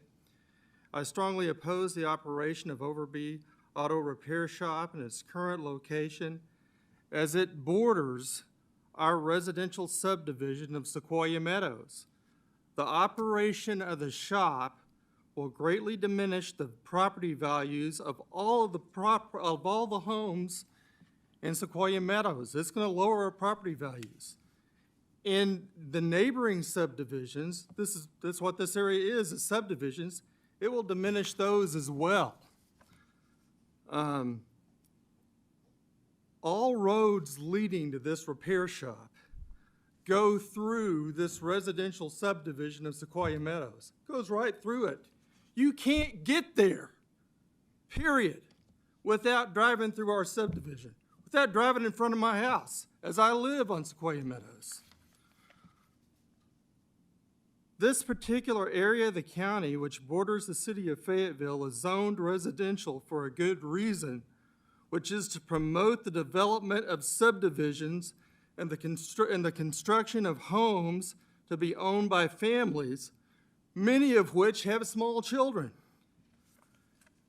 Now, I've reviewed the paperwork that Mr. Overby has submitted, and I'd like to direct your attention to what is listed as the second paragraph 10 or paragraph 16 of the Overby letter of explanation entitled Traffic. It is stated that they have 1 to 2 deliveries a day from O'Reilly's Auto Parts. So we've got 1 to 2 deliveries a day from O'Reilly's Auto Parts, whatever kind of truck they're driving, going down in front of my house to make deliveries. It is stated also that they will be using a wrecker service to deliver vehicles as often as twice in one day. So we got a wrecker driving in front of my house with towing a vehicle twice a day. And every time a wrecker stops by, right, well, you can imagine, nothing's going to clutter your streets or cause more traffic and congestion than a wrecker driving by your house twice a day. In the same paragraph, Overby Automotive states that it will be using an oil disposal company to travel to the shop and pick up oil. So I'm going to have an oil truck driving in front of my house in this residential subdivision to go pick up oil. Mr. Hopkins, your time has expired. If you could, please wrap it up. Okay, I'm about there. Okay. Bottom line is, folks, this is a commercial operation that you don't want next to your subdivision, I promise you. Thank you, sir.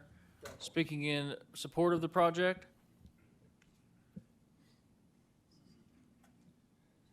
My name is Shane Moon. I live at 1945 South Fescue Court, which is right across the pond from the Overby shop. I have used James and Braun to do work for my truck, and I can't think of a better thing you could have in your neighborhood than an auto shop that you can trust. I lived in Baldwin all my life, and we used to have 2 or maybe 3 auto shops out there. We have none now. There is one up on Bear Mountain, on top of the mountain. But they do take very good care of their place, and the noise has never been an issue with me. I live across the water from them, and you know how sound carries on water. I hear more from the trash trucks going by, UPS, FedEx, everybody else running up and down the roads than I have ever witnessed from that. But I'm fully for it. And again, go out and look at the place. That would change your mind, probably. Appreciate your time. Thank you, sir.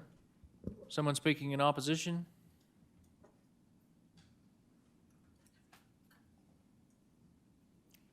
My name is Pamela Kirch. I live on 5145 East Milo Way in the subdivision of Sequoia Meadows, right around the corner from where Overby would be located. And it's a little disheartening to hear that some people have already made up their mind on this without taking our point of view into consideration. How would you like a great big commercial business plopped right into your neighborhood? I'm sure you didn't buy in your neighborhood with the idea that it would soon change to a commercial district. This could open up the door for other businesses to come in too. And the reason most of us, if not all of us, moved there, it's a serene, quiet, lovely, beautiful area, as you can tell. And I'm not saying their shop isn't gorgeous. It's lovely, I can tell. You know, you could probably eat off the floor in there. And I've been in special education most of my life, and my heart goes out to an Asperger's child. However, how are we going to guarantee that that child is going to continue on with keeping the shop flawless and clean and neat and following all the rules? just, many of us are older. We've sunk our life savings into our community and our homes, just like Mr. Overby has. And, I don't fault him for wanting to give something to his children. I think we all should do that. However, why can't we have an access road that's not going to impact Tallgrass? Already, County Road 16 is just overflowing with traffic. And to put more vehicles on that road, not to mention our road of Tallgrass, that we all have to use to get out of our area, except for, there's one other way, but most people use Tallgrass. It's very congested now, very busy. And with the walkers and the children and so on and so forth, I don't have details on how it would impact the pond. My main concern is just, I don't want a commercial business in our little residential area that we love so much. We're just worried it's going to impact it negatively. Thank you so much for your time. Thank you, ma'am. Someone speak in favor of this project?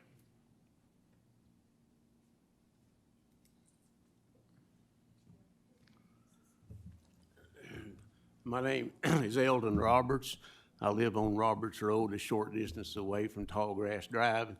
Mr. Dennis, you mentioned on something a while ago, this part of my statement here is you can drive up Tallgrass Road, turn around, come back, and if you're not familiar with the area and you don't know exactly where this shop is, you'll never see it because it sits some 20 to 30 feet below the sidewalk and the street level, and it's covered with foliage in between the street and where they are at. And I have nothing else to say other than you all can tell the caliber of people that the Overbys are, and they are every bit what they're made out to be, and they're outstanding people, and I think they should be able to do on their property what they want to do. I ask you to, when the time comes, to grant them the conditional use ordinance or whatever you want to name it. And then the opposition still has another thing they can do if they want to continue on. They can use what's called a nuisance law. So let's just see, grant them the use to go ahead and continue doing what they're doing. Let the opposition see if they can find enough hard and fast evidence that they are a nuisance. Thank you for your time. Thank you. Thank you, sir. Public comments in opposition of the project? Yes, sir. My name is Christopher Rostek. I live at 1777 South Tallgrass Drive. I'm not concerned with Overby's character or anything like that. I'm mostly concerned about the traffic that's going to come through this neighborhood. I have a 2-year-old niece who loves to play in my front yard. I just feel like it's unsafe, that there's going to be oil trucks, delivery trucks, wreckers coming through daily with her playing outside there. Also, there's going to be a decrease in property value. I'm not even mentioning the pond or anything like that, decrease in property value as far as homeowners go. We also made investments to this established neighborhood. It's a big investment to buy a house there. And I think it's a bad idea. It doesn't fit in the neighborhood at all. It's going to open up a negative precedent for other businesses to come in. And it's a single-family resident home or neighborhood. There's no other businesses around. It's a small community, and I just don't want to see it be cluttered with businesses and with the noise and things like that that could make it dangerous for its residents and children. Thank you for the time. Oh, I also have a petition of 17 residents who are opposed to the shop as well. Thank you, sir. Yes, sir. Thank you. Public comments in favor of the project?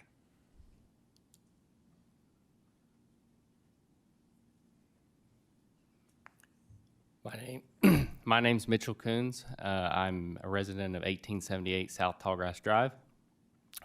First off, we moved to the neighborhood in 2008. The first time I met James, we have dogs and they have dogs, and he was very concerned, and he told me that if his dogs got loud, that to let him know. So right off the bat, I knew he cared about what people thought about him. I have 3 children. I own part of the pond myself. And just recently, when all of this started and it started coming here, I told my wife that about this situation and how it's come to court. And she was completely unaware that he even had a shop that he did business out of. So she didn't even know it existed over there. She thought that it was just him and his family doing his thing. So it's just a 2-bay shop. I do my own mechanic on my vehicles.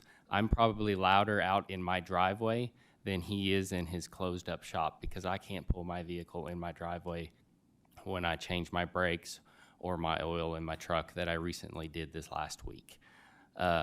Whereas he is able to close up the doors and remain quiet.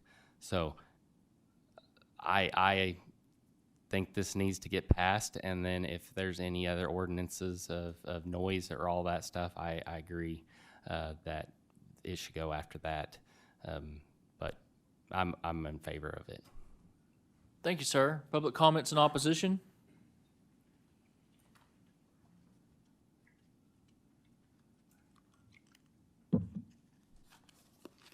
Hi, I'm Sasha Beard. I live at 1792 South Tallgrass.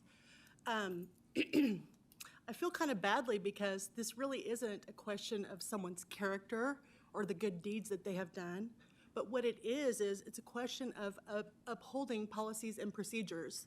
If you knew me personally, you would know that I'm the most color outside of the lines kind of person, but even I recognize, as should this quorum, that there are certain policies and procedures that people must follow. And I'm not trying to say this in a bad way, but my lot is right there in my backyard, literally. And it's not that they're bad people. And those of us who are in opposition of this aren't opposed to small business or any of that. We are just saying that zoning and other ordinances and regulations and laws are in place to keep people from anarchy. There is a policy and procedure that needs to be followed. There's criteria here that you should be using to evaluate, and it's not how someone treated someone else's dog.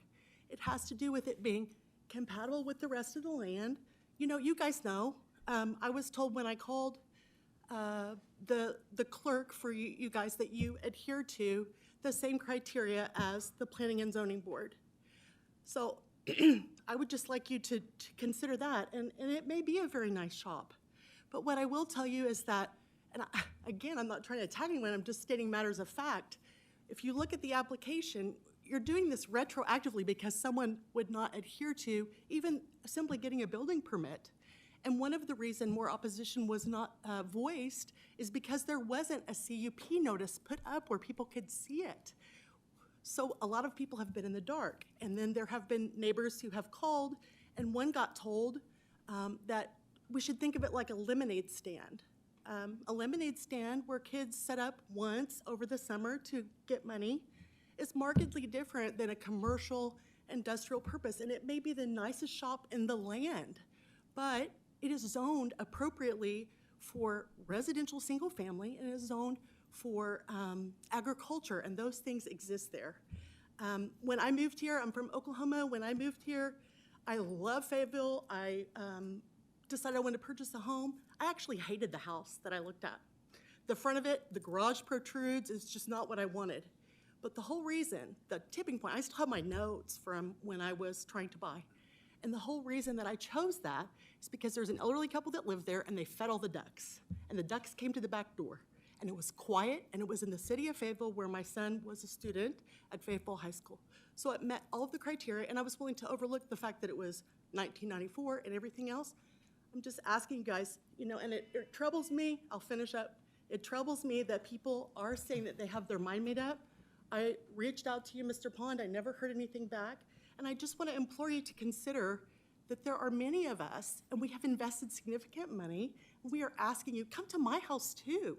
Come to my house and look at it from there. Okay, thank you, ma'am. Public comments in favor of the project?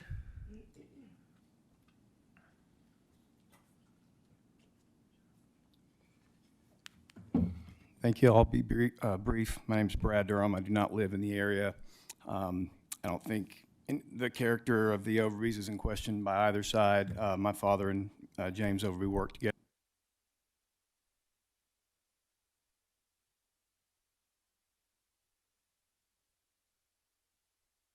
There we go.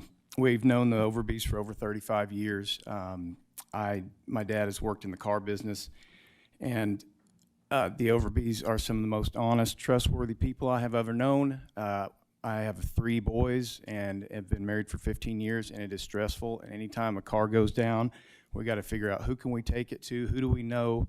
Car businesses are not in your best interest. They are trying to make money. And it is so nice to be able to call Braun and say, can you look at this? And know that no matter what he tells you, it's the God's honest truth. He knows his stuff, and he is going to tell you what's best for you, what's best for your budget. And I trust him implicitly, and I think that's something that everybody could use in their life as an honest mechanic. And I'll say one last thing. My wife and I live out in the country, and most of the arguments I'm hearing out here are very unfortunate truth, but Fayetteville is getting bigger, and progress is moving in all directions. And we have property on both sides of us that we are terrified that will sell one day, and something will move in there, maybe a subdivision, something like that. We've already had quarry expansions. People are buying property out where we are now, which is more dump trucks, more traffic, all those things. That's a consequence of progress, and as unfortunate as that is, I just want to speak on behalf of the Overbys. And if anybody wants to go out and check out their place, I think you should take your car to them. I got some business cards if y'all need them. Thank you for your time. Thank you, sir. With that, our public comment time will end. We'll bring it back to discussion and questions for the court. Justice Lemming? Judge, to me, with all this talk and all this, I think it's a perfect time whenever we talk about the new CUP, the cups and doing stuff. You know, we keep bringing up that it's agriculture residential. That may be so, but the farmers and the landowners was there before that subdivision come in, probably didn't want that subdivision. So this is a perfect case to show and prove to me that I think every subdivision ought to come in as this commercial property when it gets set up as when it goes through its CUP process, it ought to be commercial property rather than agriculture residential, because that's a single family home out in Evansville, one family on 1 acre of land. That's a single family home. They're building subdivisions like that with hundreds of houses in them, 20, 30, 40, whatever they build a subdivision. That ought to be a commercial property. Thank you. Justice Hires? Thank you, Judge. I actually have a procedural question that I would like to know the answer to. What I'm concerned about is if this moves to next month and we approve number 19 on today's agenda, which is removing the quorum court from the CUP process, what happens to the people that are here applying because they were denied? Does that mean that they just are denied because we've pulled ourselves out? The ordinance listed on our agenda tonight would only go in effect after we've passed it. So any projects currently in planning or appeals that have already been filed will go underneath the previous, or the current, I guess you will, ordinance. So anything that's currently, okay, it's just anything new that happens after that? That's correct. Okay, I just wanted to make sure. Thank you. Justice Secchi?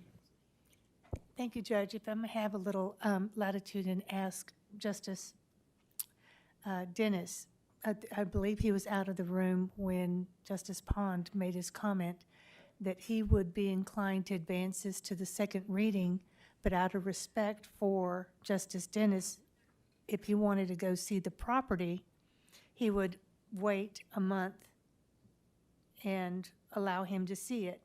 So my question is whether or not Justice Dennis, after hearing the comments from everybody, does he still want to go out to the property and see it, or is he ready to vote?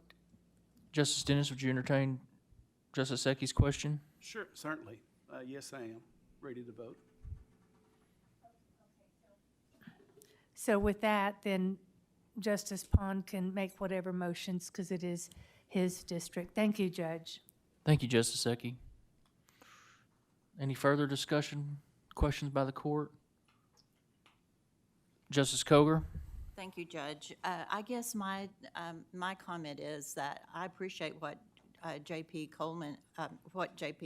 Taylor said, but I'm also concerned that there's something about my rights, or your rights end where mine begin.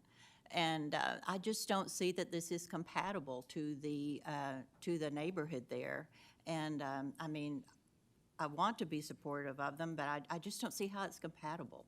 And so if anyone's got any insight on that, I would appreciate to hear it. Thank you. Other discussion? Justice Wilson?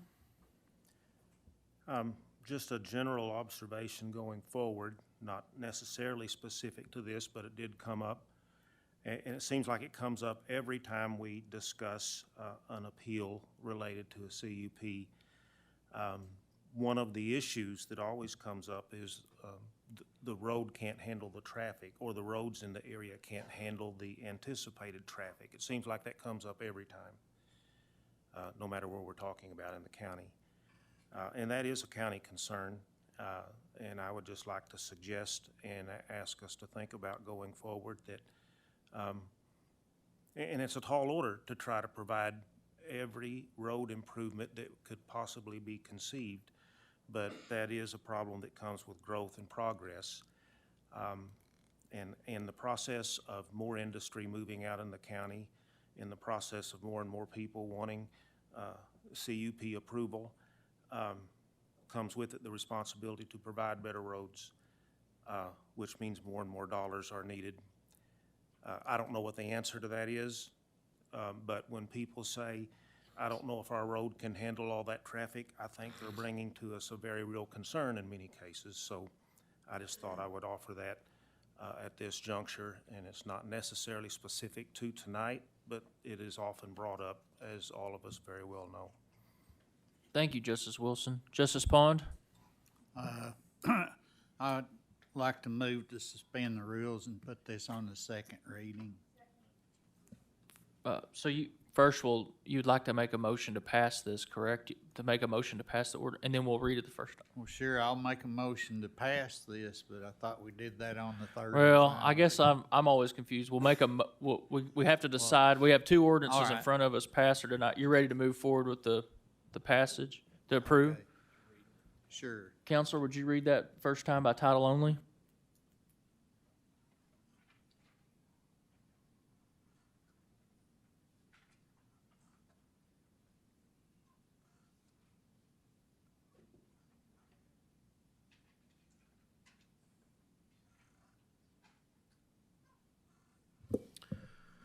An ordinance ratifying a conditional use permit recommended for denial by the Zoning Board of Adjustments. Justice Pond? Move to suspend the rules and read it again. Move to suspend the rules and move to the second reading. Do I have a second? Second by Justice Ecke. All those in favor? Aye. Those opposed? No. Ayes have it. Counselor, will you please read that for a second time? An ordinance ratifying a conditional use permit recommended for denial by the Zoning Board of Adjustments. Justice Pond? Move to suspend the rules and do the third and final reading. Motion to suspend the rules and move to the third and final reading by Justice Pond, second by Justice Ecke. All those in favor? Aye. Those opposed? No. The ayes have it. Counselor, will you read that ordinance for a third and final time? An ordinance ratifying a conditional use permit recommended for denial by the Zoning Board of Adjustments. Justice Pond? I'd like to move to pass this ordinance, and I do have a comment. We have a number of people here, and some I know are for it, and some are against it. But we need to do what we can to avoid having these folks have to keep coming back and forth to the Quorum Court, and it's part of our process is drug out so far that anyway, something needs to be done about that too. Excuse me, I have a motion to pass item 16.1 by Justice Pond, a second by Justice Ecke. Are there any further comments or discussion by the board or by the court? Justice Rios Stafford? Thank you, Judge. One thing I just wanted to point out so everybody realizes it and is clear about it, that it is Mr. Overby himself who brought this appeal, because the vote at the Planning Commission was 3 in favor, 2 against, and 2 people were absent, which means that it failed, because you need 4 votes for something to pass at Planning Commission. And so if we didn't have this appeal process, this would have, Mr. Overby and this whole thing would have had to go to circuit court. So I know that that's something we're going to be talking about later tonight, but I just wanted to make that clear of what that would have meant for this situation.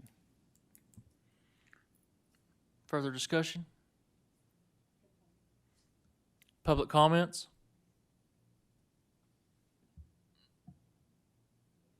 Yes, sir.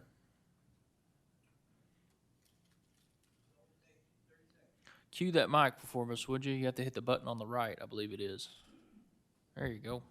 My name is Bill Durham. I'll be real quick again. I live in Farmington, built there in 2001, and we were engulfed by Farmington. They came in and brought us into the city limits. Next thing you know, they built a high school out there by us. Now they built a football stadium right behind it. They built a softball. There's neighbors all around us now. So what we moved into 23 years ago is not this place that we were looking at. And so we still love it out there, but it's progress. There's nothing we can do about it. We were sad when it happened, but we didn't take anybody to court over it. We moved on. Thank you. Thank you, sir. Public comments?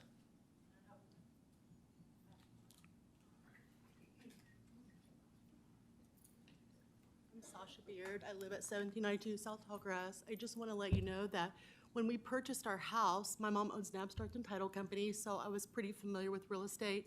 And there were protective covenants and restrictions. We associated those with the subdivision.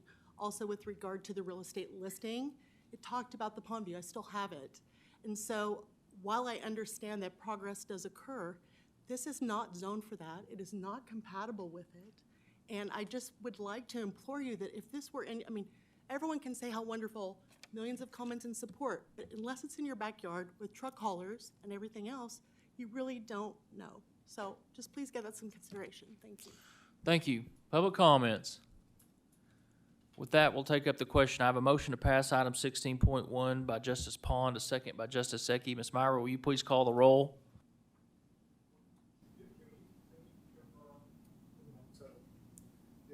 Just a second. Just a second. We've messed this all up now. I can't cue the mic. Can you cue his mic?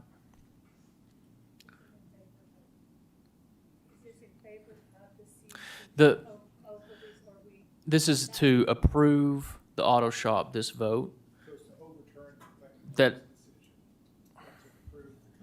That's correct. It is to approve the CUP. Good. Ms. Meyer, will you continue with the roll? Or start the roll, I guess. Charles Dean. Chandra Washington. Beth Koger. Robert Dennis. Suki Hires. Evelyn Rio Stafford. Willie Lemming. Gary Ricker. Butch Pond. Coleman Taylor. David Wilson. Sean Simons. Kyle Lyons. Lisa Ecke. Item 16.1 passes.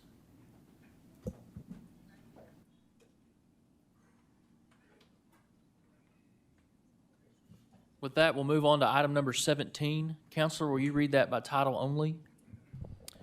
Item 17 is an ordinance ratifying a conditional use permit recommended for approval by the Planning Board for the Cedar Bell Wedding venue. Justice Lyons, would you like to introduce this, sir?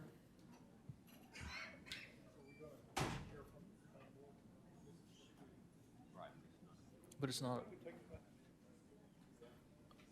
I have a motion to take 5 by Justice Dennis, second by Justice Rio Stafford. Without objection, we'll take 5 minutes.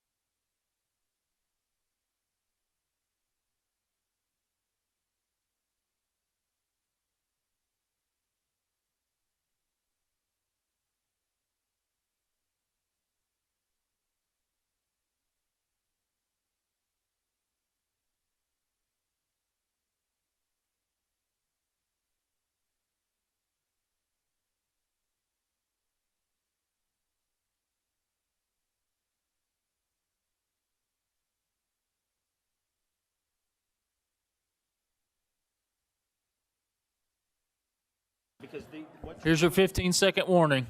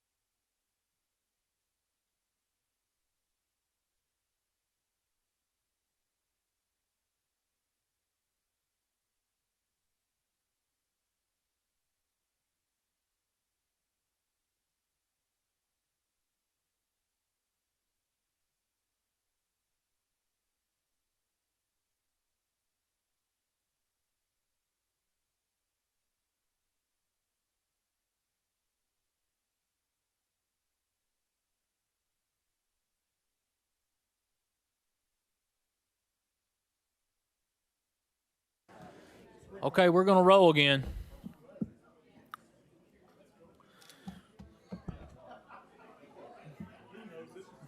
We've read item number 17. We're going to go ahead and get started again. Justice Lyons, would you like to introduce this, sir? Thank you, Judge. Yeah, so this item went through with my memory is no opposition at the planning board, no opposition from any neighbors was provided to the planning board. Based on that, I make a motion that we pass and ratify this CUP. Motion to suspend the rules and move to the second reading. Yes. I have a motion to suspend the rules and move to the second reading by Justice Lyons. Second by Justice Dean. All those in favor? Aye. Those opposed?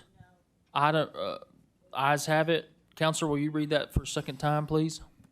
An ordinance ratifying a conditional use permit recommended for approval by the zoning board for Cedar Bell Wedding Venue. Justice Lyons? Yeah, again, I'd like to make a motion to suspend the rules and move it to the third reading. I have a motion to suspend the rules and move it to third and final reading by Justice Lyons, second by Justice Dean. All those in favor? Those opposed? Ayes have it. Counselor, will you read that for the third and final time? An ordinance ratifying a conditional use permit recommended for approval by the Planning and Zoning Board for Cedar Bell Wedding Venue. Justice Lyons? Make a motion that we pass this ordinance and ratify the CUP.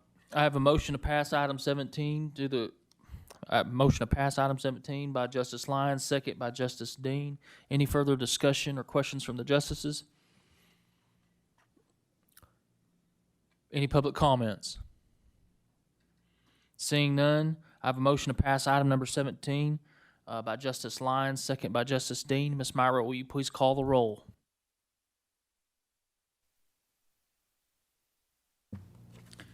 Charles Dean. Chandra Washington. Beth Koger. Robert Dennis. Suki Hires. Evelyn Rio Stafford. Willie Lemming. Gary Ricker. Butch Pond. Coleman Taylor. David Wilson. Sean Simons. Kyle Lyons. Lisa Ecke.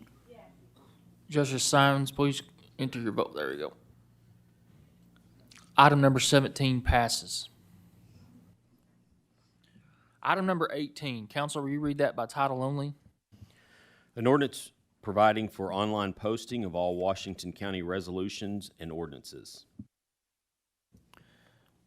Justice Taylor? Thanks, Judge. I'd like to offer up an amendment to Justice Koger's item 18 to add Article 2, and that it should say, it shall be the responsibility of the county clerk to ensure that ordinances and resolutions are posted online. I have a motion to amend the ordinance as stated by Justice Taylor. I believe you guys were handed out hard copies of that, so you could see that in black and white before the meeting this evening. I have a motion to amend by Justice Taylor, a second by Justice Lemming. Discussion or questions on the amendment Justice Koger? Sorry, I did not see that hard copy, but could you repeat that one more time? Oh, is it, hold on, let me just look at it, please. The amendment will add an Article 2, and it shall state, Oh, I'm "It good shall with be the responsibility of the county clerk to ensure that ordinances and resolutions are posted online." I'm good with that, thank you. Justice Wilson? Yes, thank you, Judge.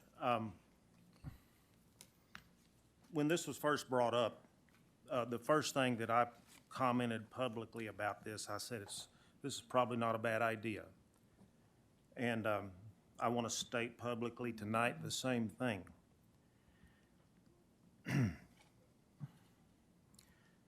And we batted it back and forth for a few months now. And I can be corrected if I'm wrong, but we still haven't had an official report or recommendation from the county clerk on this. And I'm sitting here saying that I think it's good for us to be transparent in this area. I think it's a good idea, just like I stated a moment ago. But to do our due diligence, I'd like to hear officially from the people who have their hands on this every day. And if we're going to have to vote on this up or down tonight. Just a second, Justice Wilson. Justice Koger? Well, Judge, I guess my question is, don't I get to introduce my ordinance first?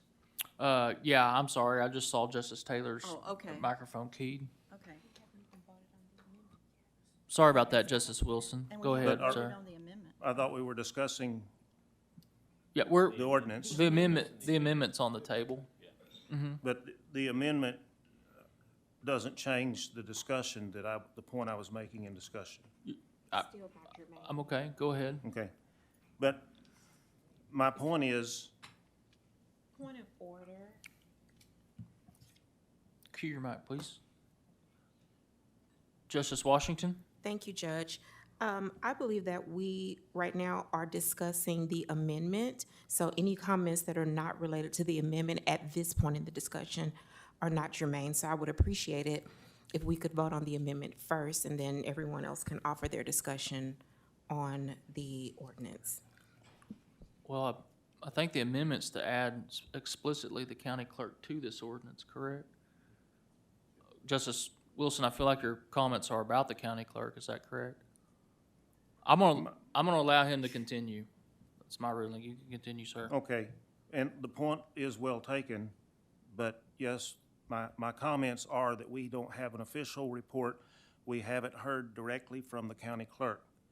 At some point in our discussion, someone said, well, the county clerk told me that she's in favor of it. But that's not a direct report from her. That's not an official report. That's nothing official concerning this issue, yet we batted it back and forth and we're going to vote on it. I just think that the voters deserve us to do our due diligence. Now, having said all of that, I still think it's a good idea. I just think that the process deserved better.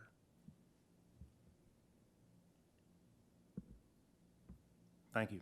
Thank you, sir. Further discussion on the amendment? Justice Lemming? I just want to state, I went in, sat down in her office and visited with her for a good time about it, and she has no problem with it. That's what she told me, and I'll take her word for it. That's what she said, and I'll take it. Justice Taylor? Thanks, Judge. Just so we're clear, the purpose of the amendment was to clarify, like, who's in what role and not guess. So that's literally the only purpose of the amendment. Thank you, Justice Taylor. Justice Lyons? It's quite the confusion, isn't it? I'd like to call the question on the amendment, please. I have a motion to call the question. Second by Justice Taylor. All those in favor say aye. Aye. Those opposed? Now we'll take up the amendment. I have a motion to amend by Justice Taylor, second by Justice Lemming. Ms. Myra, will you please call the roll on the amendment? Well, can we do voice vote? The amended ordinance. No, you voted to call the question. We call the roll, Ms. Meyer. This is on to amend the ordinance as presented by Justice Taylor.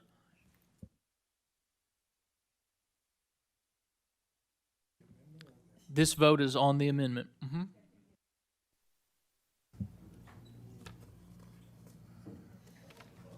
Charles Dean. Shonda Washington. Beth Koger. Robert Dennis. Suki Hires. Evelyn Rio Stafford. Willie Lemming. Gary Ricker. Butch Pond. Coleman Taylor. David Wilson. Sean Simons. Kyle Lyons. Lisa Ecke. That motion passes. Now we're back to the original ordinance as amended. Justice Coger, would you like to comment on or make the motion? Justice Coger? Thank you, Judge. Yes, this is just my ordinance to require that all Washington County ordinances and resolutions be published online. And it's been brought up before that the clerk is already doing this, and yes, she is doing this, but she was not doing this. It was not being done until I talked to her in January, and I just think that we need an ordinance that requires that it be done, and I appreciate the amendment where we put that on the county clerk, and I don't want it to just be dependent on whether or not someone wants to publish the ordinances and resolutions online. I want it to be a requirement. And that, like Justice Wilson said, we've been batting this around for a while, but I would just please ask my colleagues to look on this ordinance and to pass it, and that's my motion, that we pass this ordinance. Thank you. It's on its first reading. Would you like to make a proper motion to suspend the rules and move it to the second reading? Yes, thank you. I would like to make that motion to suspend the rules and move it to the second reading. Motion to suspend the rules and move the second reading by Justice Coger. Second by Justice Washington. All those in favor? Aye. Those opposed? With ayes have it. Counselor, will you read that for the second reading? An ordinance providing for online posting of all Washington County resolutions and ordinances. Justice Coger? Yes, I'd like to make a motion to move it on to the third reading. I have a motion to suspend the rules and move it to the third and final reading by Justice Coger. Second by Justice Washington. All those in favor? Aye. Those opposed? Ayes have it. Counselor, will you read that for the third and final time? An ordinance providing for online posting of all Washington County resolutions and ordinances. Justice Coger? Yes, I'd like to make a motion that we pass this ordinance. I have a motion to pass by Justice Coger. Second. Second by Justice Washington. Any further discussion by the justices? Justice Pond? Yes, thank you, Judge. I voted no on suspending the rules and moving this forward for one question I haven't had answered unless I just didn't get the memo. I want to know how much this is going to increase her budget. How much it going to increase the clerk's budget? And everybody here, keep in mind, when budget time comes up, we don't need to vote for this now and then protest how much she increases her budget. That's all I got to say about it. Justice Lyons? Thank you, Judge. Transparency is good, and I don't have a problem with it in general. However, ACA 1414-903 provides the county clerk's responsibility, which includes ordinances and resolutions, to have an index and provide easy access to the information. So this is the county clerk's responsibility per ACA 1414-903.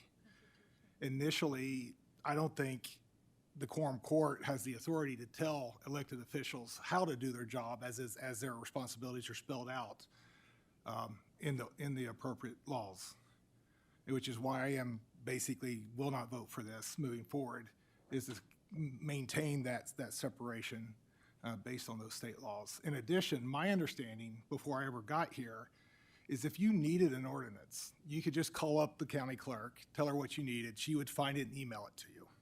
How much easier is that? So again, with that, given ACA 1414-903 defining the county clerk's responsibilities and how she executes those is her purview, I will not support this ordinance. Justice Taylor? Thanks, Judge. The debate over this, the time that we've spent on it, and the amount of analysis that everyone has given it is quite impressive.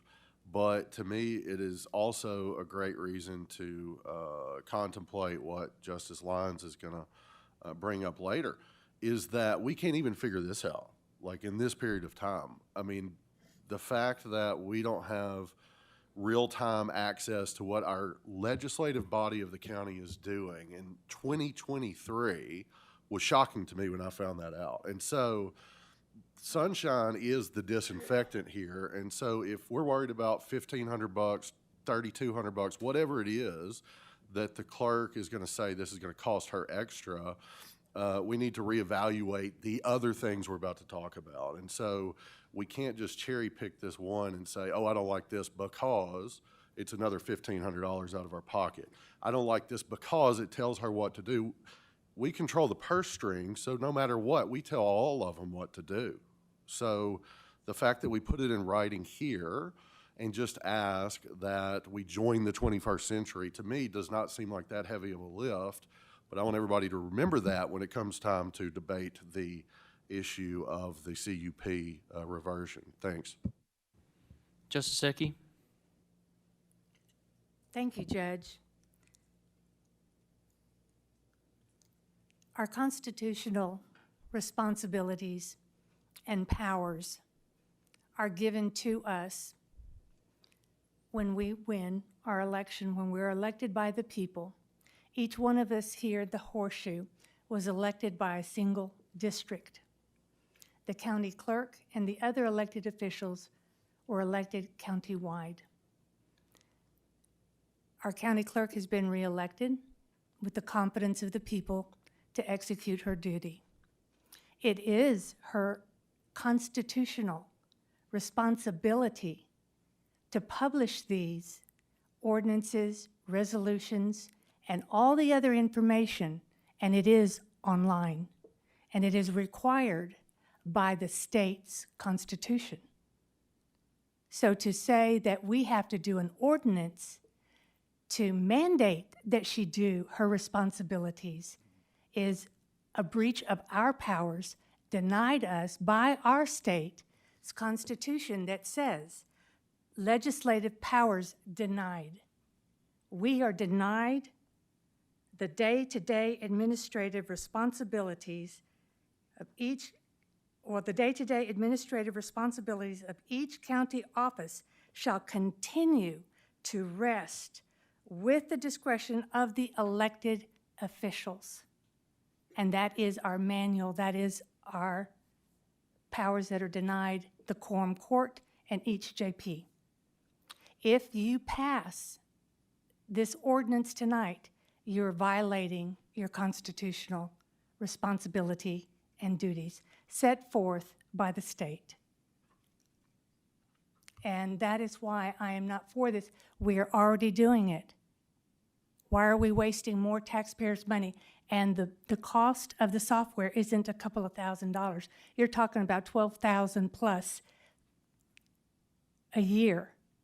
And then it increases with the maintenance and the support, and it's just going to grow and grow and grow. So what we're doing is growing government when we don't have to because we're already doing it. And she is obligated to fulfill and exercise her constitutional duties. So because of those reasons set forth by the state, I am not in support of this. Thank you. Justice Rios Stafford? Thank you, Judge. I'm going to apologize to our colleague at the Democratic Gazette in advance because I'm about to quote from the editorial that they put out in April. Legislative bodies, like the state legislature, city councils, Congress, and the Quorum Court, pass laws and budget all the time that establish the rules and expectations for executive branch offices. It is because of laws passed by the state legislature that the Arkansas State Police can execute a concealed carry license for handguns. That is just one example of the legislative body being able to pass rules and expectations for the executive branch. And I believe that I think it's great that the county clerk has taken it office, our current county clerk has taken upon herself to go ahead and do this. But this shouldn't be at the whim of a single county official. It should be a matter of county policy. And it should be something that we concern ourselves with. My understanding is that the cost of this would be minimal. And I see this as an interim step. Becky Llewellyn told the paper, for example, that right now the database is not, there's PDFs, they're not searchable. So you can't search by keyword right now. Searching by keyword, that would actually cost something. That is a deeper discussion for us to have at some point in the future to allow her to implement the software so that somebody could search through the database of ordinances for keywords. That doesn't exist right now. But so to me, this is just the absolute minimal step that we should be doing. Thank you. Justice Coger? Thank you, Judge. Just a couple of points that have been brought out that it doesn't cost anything right now for the clerk. It's not costing any extra for the clerk to publish this online. She and Jennifer Price, the election commission coordinator, got together and came up and did this by themselves. The part that will cost is when I am going to bring an ordinance forward to publish all contracts online. Now, that will cost, and we'll know more about that sometime toward the end of this month. But that's not here now. I'm only talking about this. And someone mentioned about all you have to do is call up the clerk and she'll email the ordinances to you. That's a burden on the clerk right there, and on her employees. And I don't know if you've actually been to the clerk's office to look up ordinances, but they're in a heavy book. And you have to, first of all, someone has to show you where the book is. You have to look at the index. And then if you want a copy, it's not just easy. You just don't go put that book down on a copier. You have to actually take the page out. And most of the time, the clerk would help with that. So I just think this, the clerk's not here to speak, but I think this will make it easier on the clerk. And this has been going on since January, and I did not realize, Judge, until you told me that it was just on its first reading. It seems like we've been talking about this my whole lifetime. So I'm going to make a motion that we pass this. Thank you. Justice Lyons? Justice Wilson, has he had a chance? Based on the rules, this will be my second talk on this item. If he hasn't talked yet, he has the right to talk.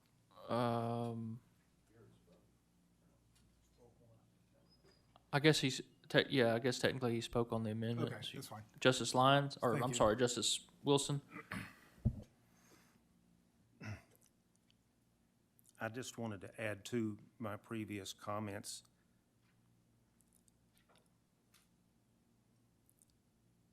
It was reiterated in the discussions that we're having now. It was reiterated my earlier point that the county clerk isn't here to speak. And that was all I was asking in our previous discussions. Even in one of our previous committee meetings, someone said, isn't she here tonight? I thought she was going to be here. And in our previous discussions, there was an expectation that the county clerk was going to speak to this. I was waiting to hear from her before I made up my mind on this issue. I don't think it was too great of an expectation for me to reserve the right to decide how I was going to vote before I heard from what I was led to believe was going to be an in-person report to this body. And if it never happened, that's fine. But you'll understand why I vote no, because of a process that didn't come to fruition, at least at this juncture. Thank you. Justice Lyons? Thank you, Judge. Just a couple follow-ups. So, quite honestly, the county clerk probably decided to start publishing the PDFs online to the point made earlier because it's easier than trying to find it and email it out. So, again, she's taken her constitutional responsibility in determining the best way in which to meet those constitutional responsibilities. On the point earlier regarding concealed carry, I agree. we pass a lot of laws, concealed carry being one of them. But what the law does not state is it does not state to the Arkansas State Police the steps in which and the mode in which they have to go through to provide that concealed carry. So it does not mandate that they provide forms online, or they provide information online, or they do it this way or that way or the other. That is up to the state police within their view and authority to make the decision. Justice Hires? Thank you, Judge. I'm in my third term right now, and I'm kind of shocked at the level of hemming and hawing and pushback on something that just makes sense. And I shouldn't be shocked and so I'm shocked that I'm shocked. But here we are. I just want to say I am shocked about how much pushback something that seems so common sense is getting. And also on the issue of the county clerk coming, this has been going on forever. I think that if the county clerk wanted to come talk to us, there was plenty of time for us to reach out to her. So can we just do this? Thank you. Bye. Justice Taylor? Thanks, Judge. Real quick, I just wanted to make sure everybody remembered that, to me, the overarching question here and the thing that is of utmost importance is not the publishing of these notices or these ordinances, but rather the fact that the clerk only has to do that once every half decade. Once every 5 years by statute is all she's required under current Arkansas law to publish the stuff we pass sitting here. So what this ordinance does is it speeds up that process and makes it effectively immediate. So that's what I was wanting to get out there. Justice Ecke? Thank you. To be clear, the reason I'm voting against this is because it's unconstitutional. And what y'all want to do is to rewrite what our powers are. You don't have the power to tell any elected official that she is going to do or they are not going to do this or that. You don't have that power. And this is why it's against it. And to go to say you're in favor of this is to say to the Constitution, I'm going to do whatever I want to do. Take that. And that's wrong. I think it's wrong. And it's defiant. So I urge, thank you, Judge. Justice Washington? Thank you, Judge. So I have a question. So when this ordinance was it submitted to, didn't the county attorney review this?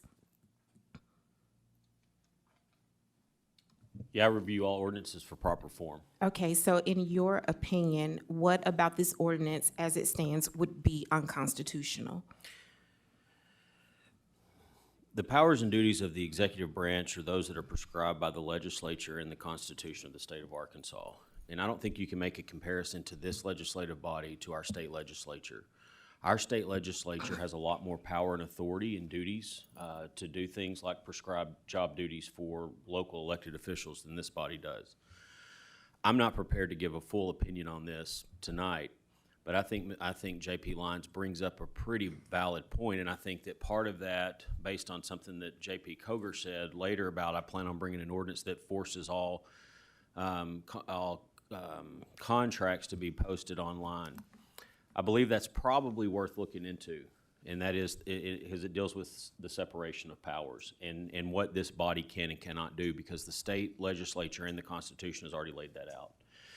And there, make no mistake about it, it has been made very clear by the legislature and the courts that the quorum courts of a county cannot encroach upon the duties and obligations of the executive branch of a county. And so one of those things that we get into a lot is when we look at setting employee policy, the executive branch officials are explicitly exempt from any employee policy. The Constitution and the state law says that the quorum court can pass an ordinance and policy that affects every employee equally across the board. But that the executive branch elected officials you can't tell them anything about what they're doing. And so while I wasn't prepared to give and I'm still not prepared to give a full opinion, I would caution you to pass this right now before I have a chance to look into this further and provide an opinion. I will say this: the Quorum Court has the duty or the obligation to appropriate funds. And it's real clear about some things. Any employee that doesn't work for another elected official falls under the county judge. And so, for example, you create an animal shelter in the budget. You can fund that. You can't force the county judge to hire people for that and to actually open that up. You can only fund it. It's the same with the sheriff. It's the same with the assessor. You can fund departments within their elected offices, but they have to be the ones that make that decision to utilize that, or those funds go back.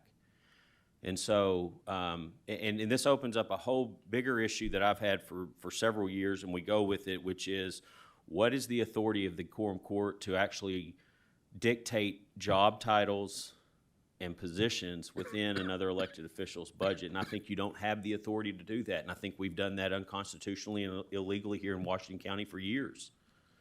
I think you get to appropriate money, they get to spend it how they want to. That's a different argument for a different day. Maybe we have that at some point with the budget. That's my opinion. Okay, thank you. So I guess my follow-up question would be that it seems like that we've been discussing this for a while, that it's not a bad idea to have all of the ordinances easily accessible. So what is the solution?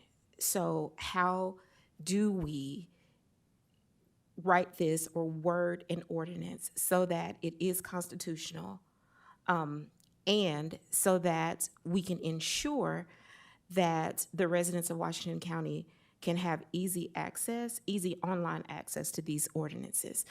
Because I hear my colleagues saying it can't, and I'm just saying, guys, let's try to come to a consensus. Like, it's ridiculous that we have been talking for 6 months about something as simple as putting ordinances online that make it easy for the residents of Washington County to be engaged in county government.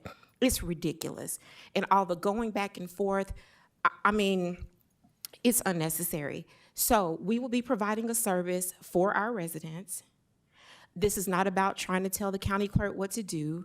It's not about trying to intentionally be unconstitutional. What I'm asking is, as a body, why can't we figure this out? Why can't we come to a consensus, a conclusion, a compromise that we all can be happy with, that is both constitutional and will also preserve the integrity of our residents being able to be engaged in county government? That, to me, that's just not that hard at all. And I guess that really wasn't a question, so. Justice Lyons? Well, I keyed in for a different reason, but after listening to Just my a second. colleague, You've spoken twice on I this have, I'm issue, sorry, so, I have. So, absent a suspension of the rules. Justice Simons? Thank you, Chair. To my colleague's question, I think the solution and the compromise to that is that this body can appropriate the funds necessary for County Clerk Lou Allen to do what we're asking her to do, and each of us can petition her of our own accord to do that. But I think that's where our legislative power stops. We can appropriate the funds and make that available to her, and then ask her if she's willing to do that, if she wants to. That, I think, is our compromise. Justice Bond? Yes, thank you, Judge Deakins. I think at this time, I would just like to say, in case people watching this on TV might have come in the middle of this discussion, we need not forget that the county clerk is already performing these tasks that we've already requested and that now we're attempting to make some kind of ordinance to require her to do. I think maybe I made that clear enough in case somebody came in the middle of the TV program. Thank you. Justice Dean? Yeah, I was kind of wondering why that we keep going over this time and time again here. Should be pretty simple. The woman's doing her job. She is posting it. I don't know why that, we need to make a law on it. It's already there. She's already doing it. I think what we're doing now is wasting time and money on arguing over something that is being done.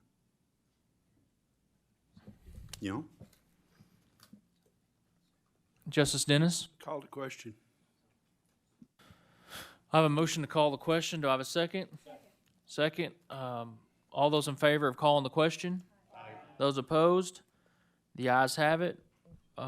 With that, we have a motion to pass item number 18 by Justice Coger, second by Justice Washington. Public comments?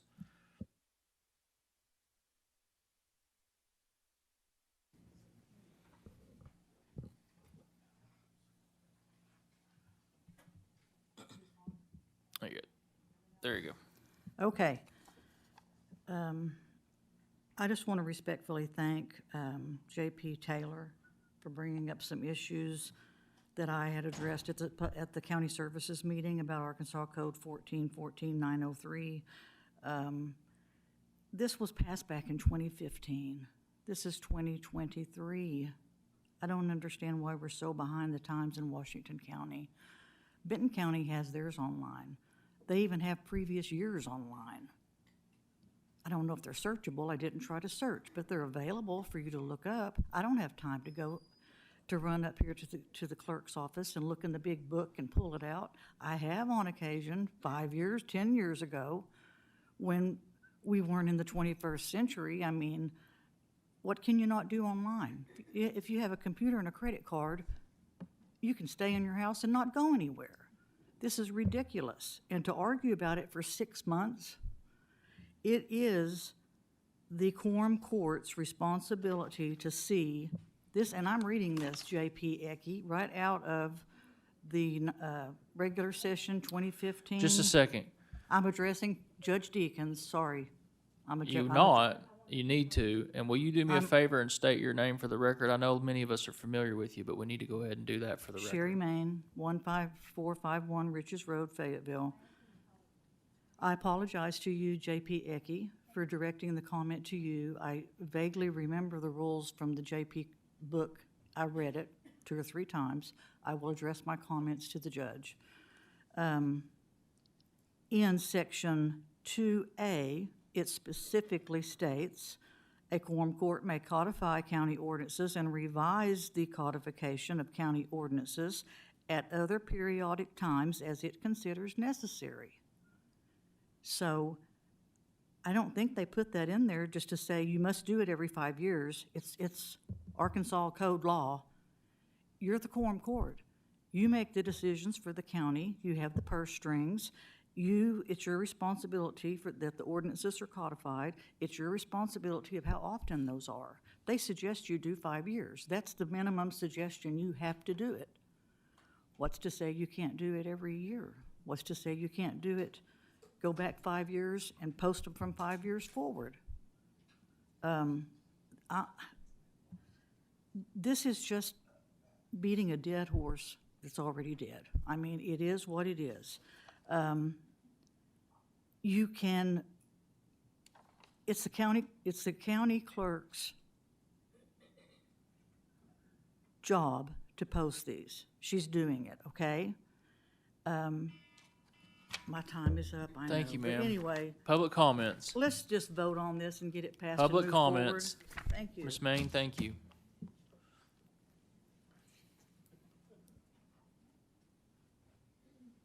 Bobby Huffines on Sonora Road. I guess I'm confused. We've got YouTube, we get to watch all this, everybody on public can pull it up on their TV and watch it, but yet we can't publish these? I guess I'm confused as to why every time you pass something, it's not available on the computer, you just go in and click it and read it. I ask that you vote for it, whether it's the clerk's responsibility and you can't tell her what to do. Obviously, she's responsible for publishing it, and you've got to decide how often, but it just seems sense to me that you ought to pass it and make it a rule. Why wasn't it published the year before and the year before? Are we waiting for 5 years to run? I just encourage you to vote. Public comments. Gary Miller, 20115 Santa Rosa Drive. I think there could be some confusion if ordinances aren't updated for 3 to 5 years, and the public wouldn't know to go to the county clerk to get the updated ordinance. So I would just ask that you all vote to approve and pass this. And also, it just keeps us all from looking silly and having to pick up the phone and waste other people's time. Thank you. Public comments. Seeing none, Ms. Myra, will you please call the roll? I have a motion to pass item number 18 by Justice Coger, a second by Justice Washington. Charles Dean. Shonda Washington. Beth Koger. Robert Dennis. Suki Hires. Evelyn Rio Stafford. Willie Lemming. Gary Ricker. Butch Pond. Coleman Taylor. David Wilson. Sean Simons. Kyle Lyons. Lisa Ecke.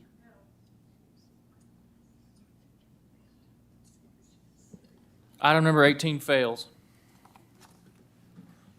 Item number 19. Council, will you read that ordinance by title only? An ordinance repealing ordinances 2009-33, 2009-43, and 2009-67 to allow appeals of the decision of the County Planning Board and the County Board of Zoning Adjustments to be filed direct in circuit court. Justice Lyons? Thank you, Judge. I think it's obvious, even through today's conversations, our zoning ordinances are ridiculous. And they provide an undue burden on all citizens, whether you are for a cup or against a cup. And that's my basis. Basically, the process is today, an applicant submits a cup application. They go through a series of technical meetings with the planning board. It meets the planning, or with the planning department, I'm sorry. It meets the planning board. Based on the planning board's decision, it comes to the quorum court for ratification, or if either party appeals, for appeal. Once the quorum court votes on it, it then goes to the circuit court for appeal. Minimum to follow that process is 6 months. It takes 6 months for somebody submitting a cup application to determine whether or not they can do with their land what they want to do. That's my problem with this order, this current process. And it's just way out in nowhere. It needs to be resolved. And there's a lot of end results that it needs to get to. But as a first step, this was the ordinance I proposed, which would go back, quite honestly, to the original ordinance that was put in place before all the amendments came about, which is the planning board and then to the circuit court. That will remove, at a minimum, 3 months from that process.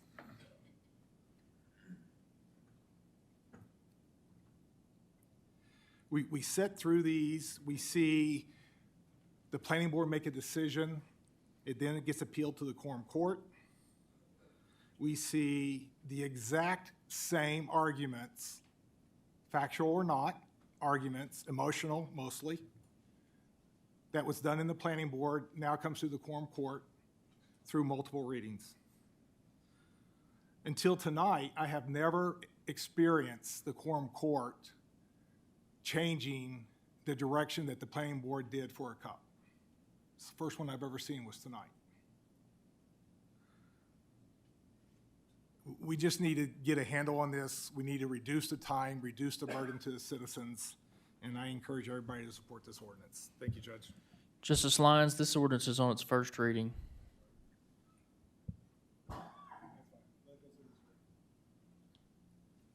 All right. With that, we're going to move on to item number 20. Item number 20, council will read that ordinance by title only. Item 20 is an ordinance amending the Circuit Court 4 budget for 2023.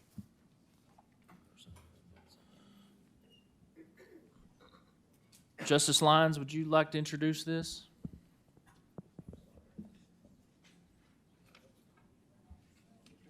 Item number 20.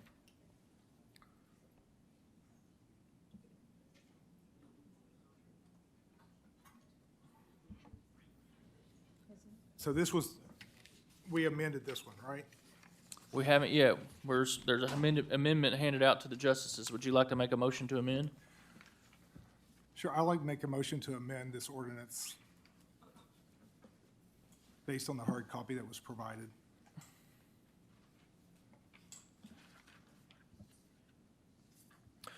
If you remember at our committee meeting, we had some talk about how many positions these were going to be. I believe we've amended this to be 3 positions. And so that's what this amendment that was handed out to you, that's hard right. copy, does. I have a motion to amend by Justice Lyons. Do I have a second? Second by Justice Hires. Any discussion on the amendment? Justice Simons? Thank you, Chair. I vaguely remember her saying that there could be as many as 6 positions. So is this 3 number coming from Judge Beaumont, and will she have the ability to come back before this body to request? Judge the other Beaumont, 3? would you like to comment on that really quickly? I was hiding in the back, sorry. Wow. Snoozing? Is it good? You're ready. Okay, so I talked to Jay Hill, and he recommended that we go ahead and pass for 3 because he said that if we did it for 6, and they would then send us money for 6, and then if we couldn't find 6 people to hire, that we would have to return the money, and that was a very difficult process. So he said to go ahead and do 3, and then once we hired those, if we got another one, he would be happy to send us more money, and at that point, we could add additional ones through the contract. Perfect. Thank you for answering that question. That's good. Justice Lemming? This is what we're voting on, isn't it? The Christie Beaumont request, pure support, because I wasn't here in budget finance. Yes, sir. And the state will reimburse us $150, is that Yes, sir. correct? The salary for per person. $49,999, so we're So 50 wasting grand. $3. 50 grand. Okay, thank you. Any other discussion on the amendment? Justice Ecke? No, I just move that we would pass this Did we this take up, ordinance. did we take up the amendment? I think we still have the amendment on the table. Oh, the amendment's still on the table? Uh-huh. You guys Move want to that- vote on the amendment? Just vote on the amendment. Voting on the amendment to amend it to 3 positions, which is the updated printed version you got. All those in favor? Those opposed?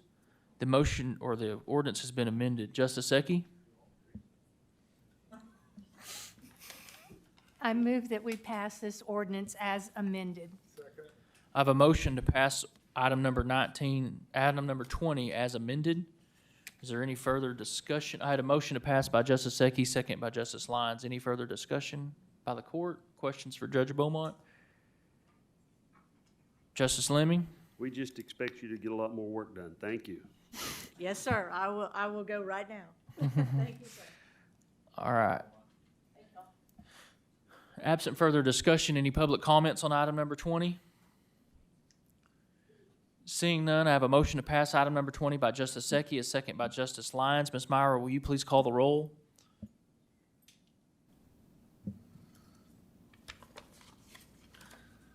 Charles Dean. Shonda Washington. Beth Koger. Robert Dennis. Suki Hires. Evelyn Rio Stafford. Willie Lemming. Gary Ricker. Butch Pond. Coleman Taylor. David Wilson. Sean Simons. Kyle Lines, Lisa Ecke.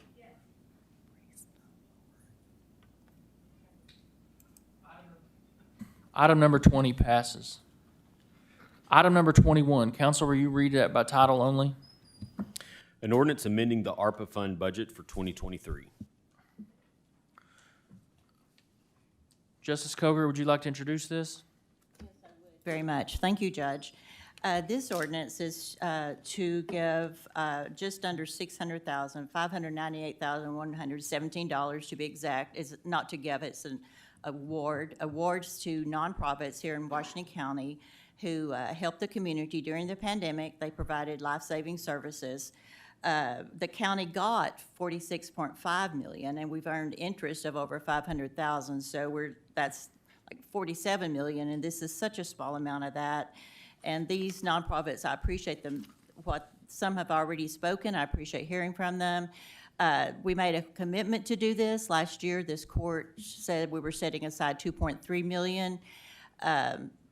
We've put them through an application process. We paid $35,000 to have a third party come and analyze the nonprofit applications. They've jumped through all kinds of hoops to get here, to get to this night, and it's not only do we have a moral obligation to honor to do this, but I think we also have a legal obligation, because we said we were going to do this, and we led them to believe that we were. But I just ask that you take all this into consideration, that you think about all these nonprofits and what they did for our community and for the people who were suffering so much during the pandemic. And I ask that you please pass this ordinance on, and that we get this money to them as quickly as we can. I make a motion that we pass this. Thank you. I have a motion to pass item number 21 by Justice Coger. Second? Second by Justice Hires.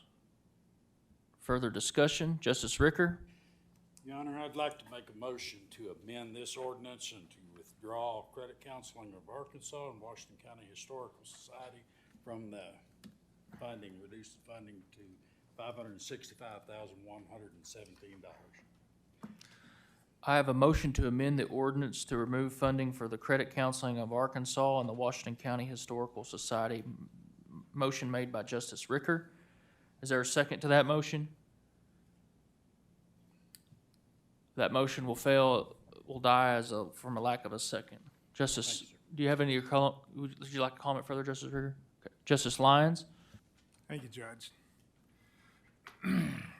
Start my remarks with a quote from Calvin Coolidge. "Nothing is easier than spending public money. It does not appear to belong to anybody. The temptation is overwhelmingly to bestow it on somebody." The governments here provide core common services to all citizens.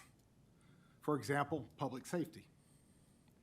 The government is not here to use money that we take from our citizens in the form of taxes to support services outside of that core common set of services.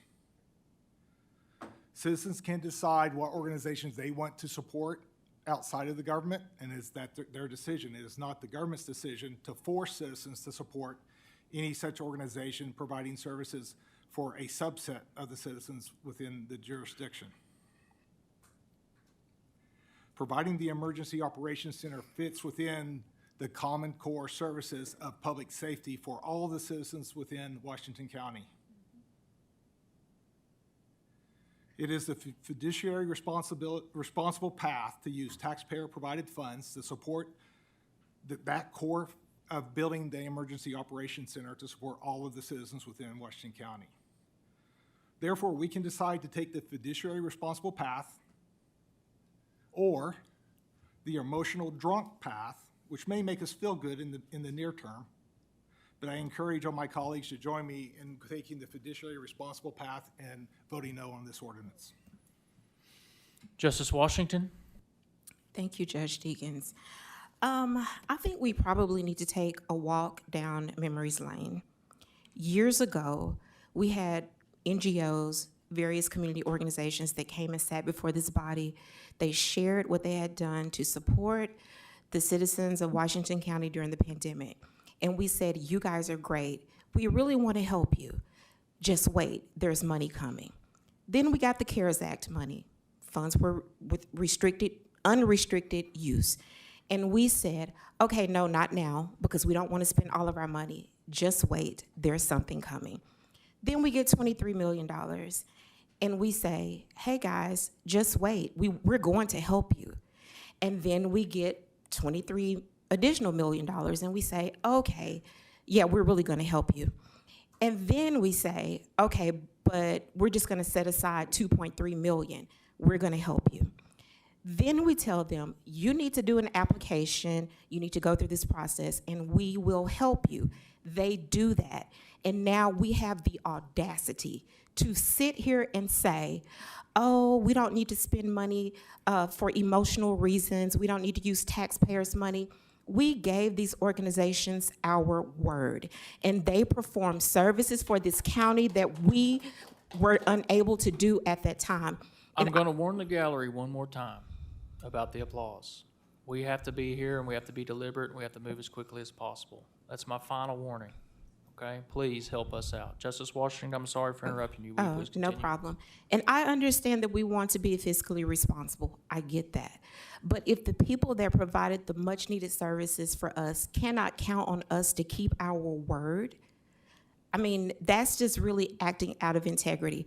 I get it. Many of us who are sitting around this horseshoe were not here when this first started. I get it. Maybe you don't have the history. But what I'm saying is that for years, we have been promising to help people, and now is the time for us to keep our word. This $600,000, $500,000, however much money it is a very small amount, or very small percentage of the money that we can use to help these organizations who literally kept people alive in our county during the pandemic. And so I hope that we don't spend a lot of time or any additional time kicking this can down the road. I hope we don't spend any additional time trying to create other hurdles and hoops for people to jump through. This is the time for us to do what we said that we were going to do. Justice Pond? We've already had one justice move to strike two of these NGOs. And I was just kind of wondering why all these were lumped together in one ordinance instead of each one of them, coming along in a separate ordinance on their own merit. And that might be a question for the county attorney. How did this happen? There was an ordinance that was requested to have all these listed on an ordinance for passage, so that's what was presented to you. If I, I don't know, my memory lane, we have voted to provide some money for some NGOs. And I don't remember putting a whole bunch of them in a stack and doing them all at once. To the credit of those NGOs that got money, they did it on their own merit, one ordinance at a time, the best I recall. Thank you. Justice Hires? Thank you, Judge. I just want to remind all of my colleagues that the $598,000 out of $46.5 million is about 1.3% of all of the ARPA money that we received from the federal government. We've also received $515,000 in interest on that money, which is almost the entirety of the $598,000. And to JP Pond, the two that you're talking about, it was Returning Home and Upskill, who are both received millions of dollars from ARPA money without going through the same process. They didn't have to write their proposals. They didn't have to go through the third party. They didn't have to get their proposals approved or denied. They just came to us and we gave them the money without the same procedures that all of these groups went through. Thank you. Justice Taylor? Thank you, Judge. Just to reiterate what Justice Lyons was sort of hitting on essentially, I mean, this is not an additional round of free money. This is kind of the county's take of all the free money that was falling out of the air in 2020, and we all remember that. So we all know that every one of these entities no doubt does great work and deserves as much funding as each of us can give them from our own back pocket. But the picking of winning and losers, the choosing of winners and losers, I'm sorry, it's past my bedtime, is not government's job. And the precedent we're setting with this and continue to set with this is just going to become a more and more slippery slope to the point where we've seen folks come up and say, hey, why was I excluded? I do the same thing as XYZ does. And so, you know, from this ordinance itself, it's not much money. These folks, you know, survived the pandemic. They did great work and continue to do great work. But where do we cut this off? And so, you know, in the grand scheme of things, where does this all end? It ends with asking for more money. I'll go ahead and tell you. I've read the book. So I'm not talking about these entities. I'm talking about government. And so when we finally take a stand to stop this and to stop giving away other people's money to a place they did not choose, we do that in a couple of different ways. We do that by lowering the tax burden on the people we steal it from, or we let them decide. And there is no alternative. And so to create this alternative here, this third sort of avenue of displacing other people's money is just sort of, I mean, honestly, it's just sort of unprecedented. I mean, everybody hates that word from 2020, obviously, and for obvious reasons. But we just need to, I think, reflect on what we're really doing here outside of these entities and internally decide, is this where we want to keep going? Because this is the slope in which this whole thing slides. So I'm ready to go to bed. Thank you. Thank you, sir. Justice Dennis? Thank you, Judge. I've used this analogy before. So I've got a drink here, and it's got it's divided all into 11 things, and I put another 12th one in there, and that's poison. Well, would you drink it? And the answer is no. You wouldn't drink it because you know that there's poison in it. Well, if we have all these lumped together, so I agree with J.P. Pond, you lump all of them together, haven't heard from some of them, don't have any clue. I'd like to know what's the administrative cost that each one of these organizations charge when they get the money. We ran into that before. Someone might charge 35%, some might charge 10%. One of my favorite ones doesn't charge any percent. And so, you know, we didn't discuss that with each one of you, and we lumped you all together. And so I'm like Judge Pond, I have a hard time. I want to help all of you, but I haven't heard from all of you. I don't know all your rules and all the things that you do. So it's not spelled out anywhere that I know of. And so what are your costs and things like that? You know, Magdalene Serenity House, I think they ought to be on the budget every single year because of the work that they do.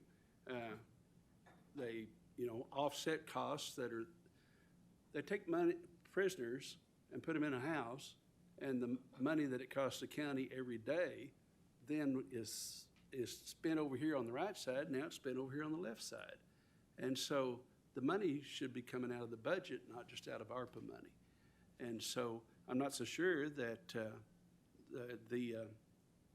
I get it right here, Area Agency on Aging isn't the same way. It should be in our budget so that we give it every year, not because we've got some ARPA money. Because what I understood on ARPA was it was for everybody or nobody. And so, you know, I've often said, well, why don't we take what's left and divide it by all the taxpayer and we all get $5? But it cost us $10 to cut a check. So anyway, but a little humor there, but you know, it cost us another $5 to cut you the check and send it back to you. That would be everybody. That's the only way it would be beneficial to everybody, right? And so it's a tough rule. How do you do that? And so I want to help so badly, and, feel like I got to get my billfold out and hand it to everybody as they leave today and give some to you. But voting all together as one, it's hard for me to do. Thank you. Justice Ecke? Thank you, Judge. When we first received money from the federal government, I got up and I said, we need to take care of county services first. We had been hemorrhaging for years. I was a part of this court in 2015 when the previous court had cut income to where we were hemorrhaging, and every year they would cut their budget. You couldn't do it anymore. They had cut taxes so low, it was unsustainable. It was a very unwise decision that they made. So we reinstated the tax, and we started to breathe a little bit. We received this ARPA and CARES Act money, and I said, we need to take care of county services first. There was so much protest for the county using the money for all the citizens. And that's one thing you all need to understand. It's not just for certain people groups. And there was a lot of organizations that people will never know about that help keep other people alive. And I can say about the Chase Family Foundation is one of them, but you'll never hear about them. I think we have put the cart in front of the horse. We have an emergency service operations center that is needed to be built, and I think that needs to be funded before we fund anybody else, because that takes care of all of our citizens. We had a tornado. Aren't I correct? And it devastated my neighbor, Matt Mendenhall's neighborhood. And they're still trying to put things back. And it's there for senior citizens, it's there for the youth, it's there for everybody to help keep us alive. And what they did during the pandemic, going back and forth from Little Rock,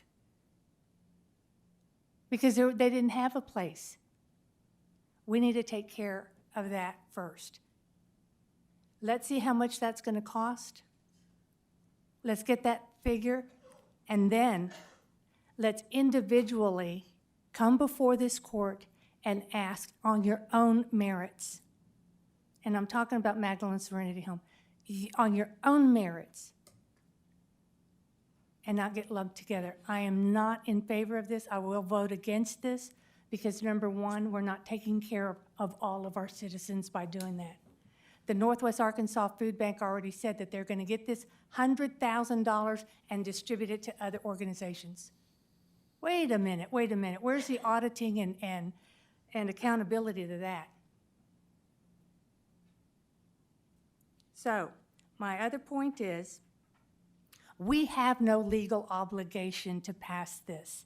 There is no legal document or ordinance that was signed saying we are obligated to set aside this money specifically for these organizations. So that is not true. Secondly, we did not give our word. Who gave their word? Where was that? Is there a contract? There's no contract that I know of. Was there an ordinance passed? No, there wasn't. Who gave their word? I didn't give my word. Nobody asked me. So I want to know who gave their word. And the promising to give, who promised that?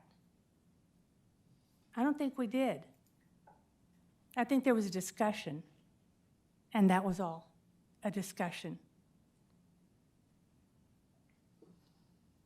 With our federal government having the debt ceiling issues that they have, folks, we need to be very cognizant of the money that we're spending and giving out. Once again, the county's fundraising mechanism that all of these agencies, with the exception of Magdalene's, because you weren't part of that, was this is for fundraising that we could have done during COVID, but we couldn't fundraise. The county raises funds by raising your taxes. I'm sorry, we're not going to do that. We're just not going to raise your taxes. We're going to take care of county services first, specifically the Emergency Operations Center with Director Luther at the helm, and then go from there. Thank you, Judge. Justice Washington? Thank you, Judge. I think the beauty of this body is that we do all have various opinions. We all have different levels of expertise and all of that. And I'm feeling a little confused because I thought that the organizations that were listed here in Article 1 are the organizations who submitted their applications and who were vetted by a third party. This is not a random list of people that was just thrown together. That's my understanding, and if I'm wrong, I would just appreciate the correction on that. And secondly, all of the concerns that we're expressing right now, this was the conversation that we should have had before we got a third-party administrator. These are the conversations that we should have had before we had people to do the extensive application. And I get that. I don't want us to get hung up on semantics about we promise. When I said we, because I think of us as a collective body, I'm referring to the court, because those are the things that people said in the meetings that I sat in. So yes, maybe every person right here right now did not say that personally, but the consensus was we want to help the organizations that helped us. Give us time. We're going to have a process, and when you go through that process, then we'll take further action. And all I'm saying is that is exactly what they did. They did exactly what we asked them to do. Every time someone came up individually to ask, it was like, just wait. And I just find it very hypocritical of us that there are some organizations that we did not bat an eye at giving money. That they asked for it, we gave it to them. And now here we are with people who did exactly what we asked them to do. And I'm just asking everybody for a good vote on this. Here's the thing. We can figure out how to do both. Thankfully, Washington County is not in a position where we can only do one thing at a time. We can figure out how we can get the funds to build a jail, how we can get the funds to build the EOC, and how we can help these community partners who helped all of the citizens of Washington County. So I just don't want us to get caught up in the minutia of why this list, why this list. This list was presented because this is the list that was vetted. They submitted all of the information on the application, which we all received copies of. We all got the zip drive of that. We all had the opportunity to see what their costs were. We all had the opportunity to see what their budgets were. We all had the opportunity to reach out to them and ask those questions. And I think it's very unfair to them right now for us to sit here and say, well, I really don't have enough information, when Judge Deacon sent that out to us very early on. So, oh, okay. So can we just get a good vote on this? Can we just figure this out? Can we do what we said that we were going to do, we collectively, the Quorum Court? Can we keep our word? Can we help our community partners that helped us? And yeah, that's it. Justice Hires. Thank you, Judge. We did indeed sit around this horseshoe, and we negotiated hard. It was one of the hardest meetings that I have been through, that we sat here and negotiated how much money of this $46 million we were going to set aside for non-governmental operations. We compromised, we talked, we kept going even when it was hard and we didn't want to keep going. And we came up with a number, $2.3 million. Now, that was a few years ago. A lot of you weren't here during that process. But just so you know, that did happen. We did make that commitment. we negotiated when it came down to having this third-party group come in and vet the nonprofits. We all sat here and listened to the nonprofits come in and go through everything with us. We've done all of these things, and I agree. I think we gave them our word. Y'all, it is 1.3% of $46 million. That's it. It's almost the same as the interest that we've already accrued. Thank you. Justice Coger? Thank you, Judge, and thank you, colleagues who've spoken for this. They've both said some of the things that I was already going to say, but I was sitting in the audience back there where a lot of the people are sitting now, when Judge Wood sat where the Judge Deakins is sitting now, and he said 2.3 million. I've read articles in the paper where Judge Deakins has been quoted as saying he feels like that we're going to stick with that 2.3 million. He doesn't see it being any more than that. So we have talked about this, and Justice Coger, I want you to speak for yourself, okay? And if it comes to the time where I feel like I need to speak for myself or the judge's office, I'll do that, okay? okay, I'm just saying what I read in the paper. Appreciate that. Okay, I appreciate it, thank you. So we just, when I talked about a legal obligation, I was speaking like if I think we have an implied contract that we need to fulfill. And these people have, like I said, have jumped through the hoops, they've done all this. I just ask that we vote, that we approve this ordinance and that we get this money to the nonprofits as quickly as we can. Thank you. Justice Lemming? Thank you, Judge. I think the taxpayers are tired of us giving money away, period. I said it to some JPs when we got this $46 million that we need to ship the shit back because it's a bigger headache than it's worth. That's exactly what we should have done with it. And I want to thank Patrick he is Judge Patrick. He knows who I'm talking to. But to me, he's,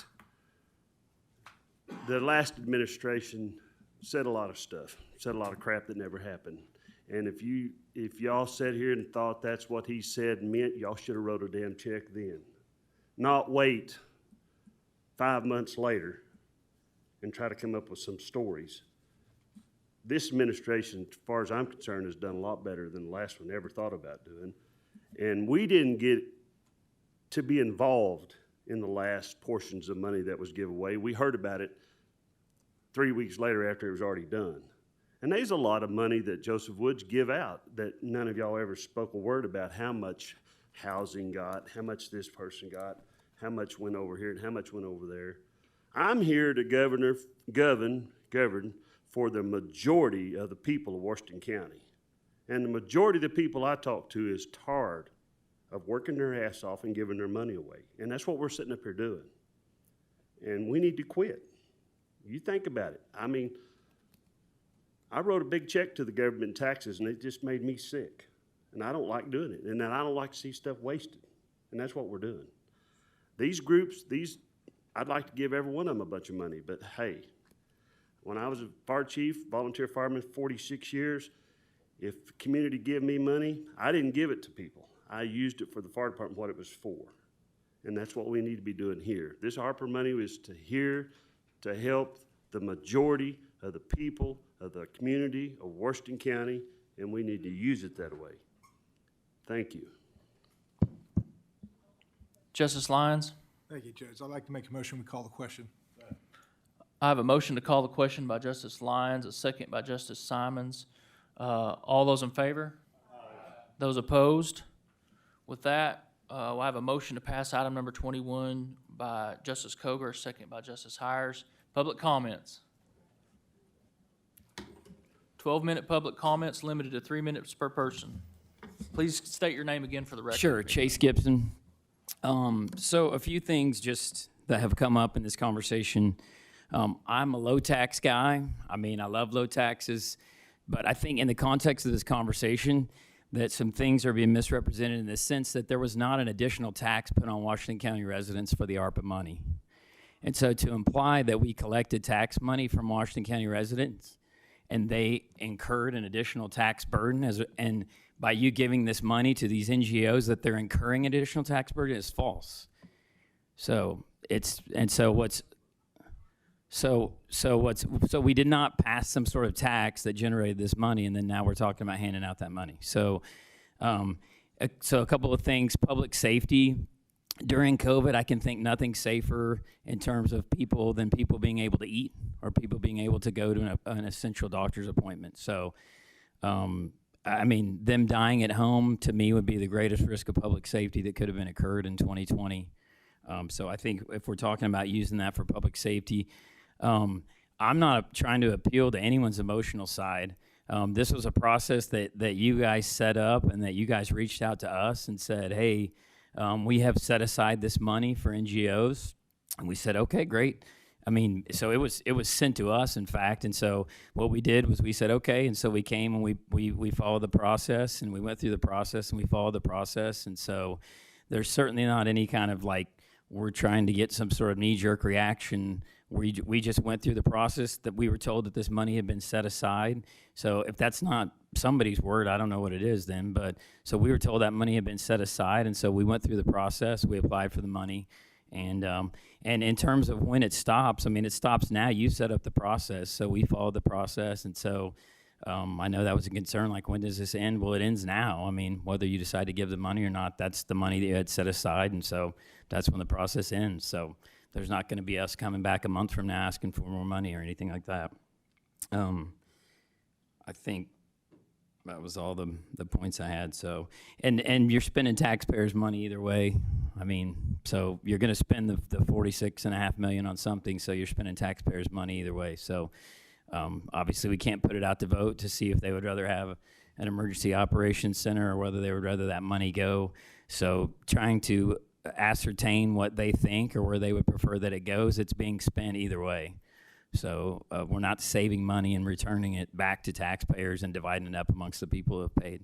So I think that's all the points that are. Thank you. Thank you, sir. Public comments.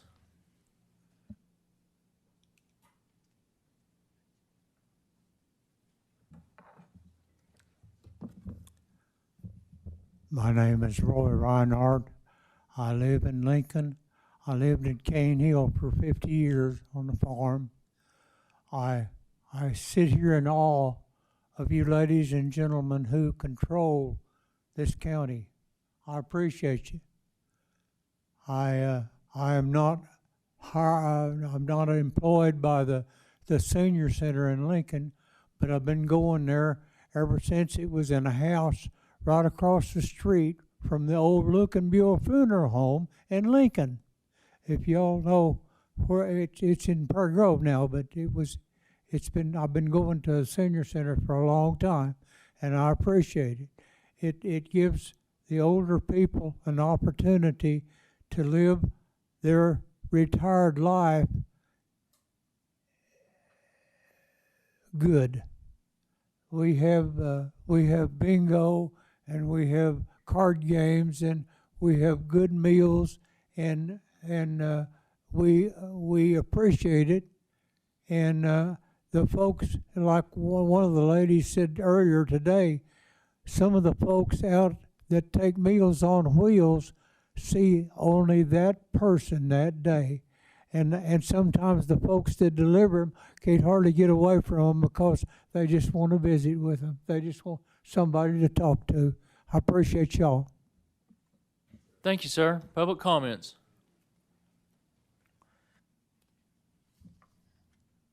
Good evening. My name is Leah Jones, and I am the president and CEO of the Ronald McDonald House Charities of Arcoma, which serves Washington County. And I'm one of the nonprofits that was deemed eligible by your court for ARPA funding, and that we hope it passes this evening.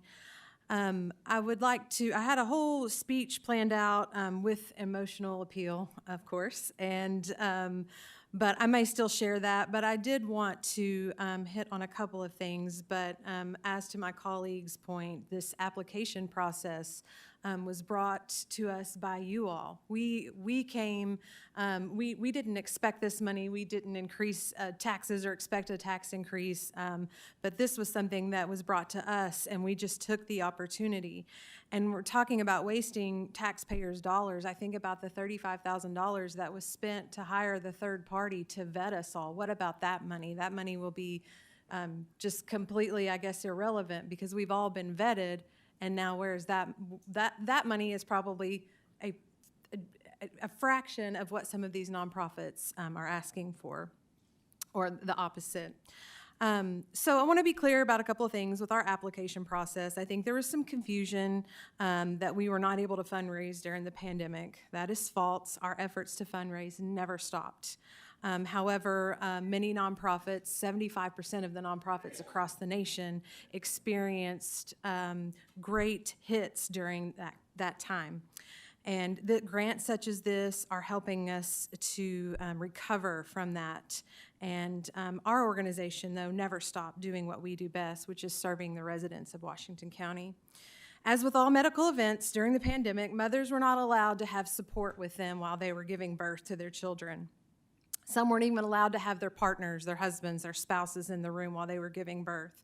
Imagine being alone, no one near, no sister, no mother or mother-in-law, which many of us wouldn't want our mother-in-law in the room anyway. But now imagine that something goes terribly wrong and your baby needs support of the neonatal intensive care unit. You're all alone, and you're able to finally get on your feet and head to the NICU to see your baby for the first time. Baby's a couple of days old. And at that point, you're told by the medical staff that if you choose to leave and go home, you have to quarantine for 2 weeks and you can't return to see your baby for 2 weeks. You miss the first feeding, you miss the first bath, you miss shots.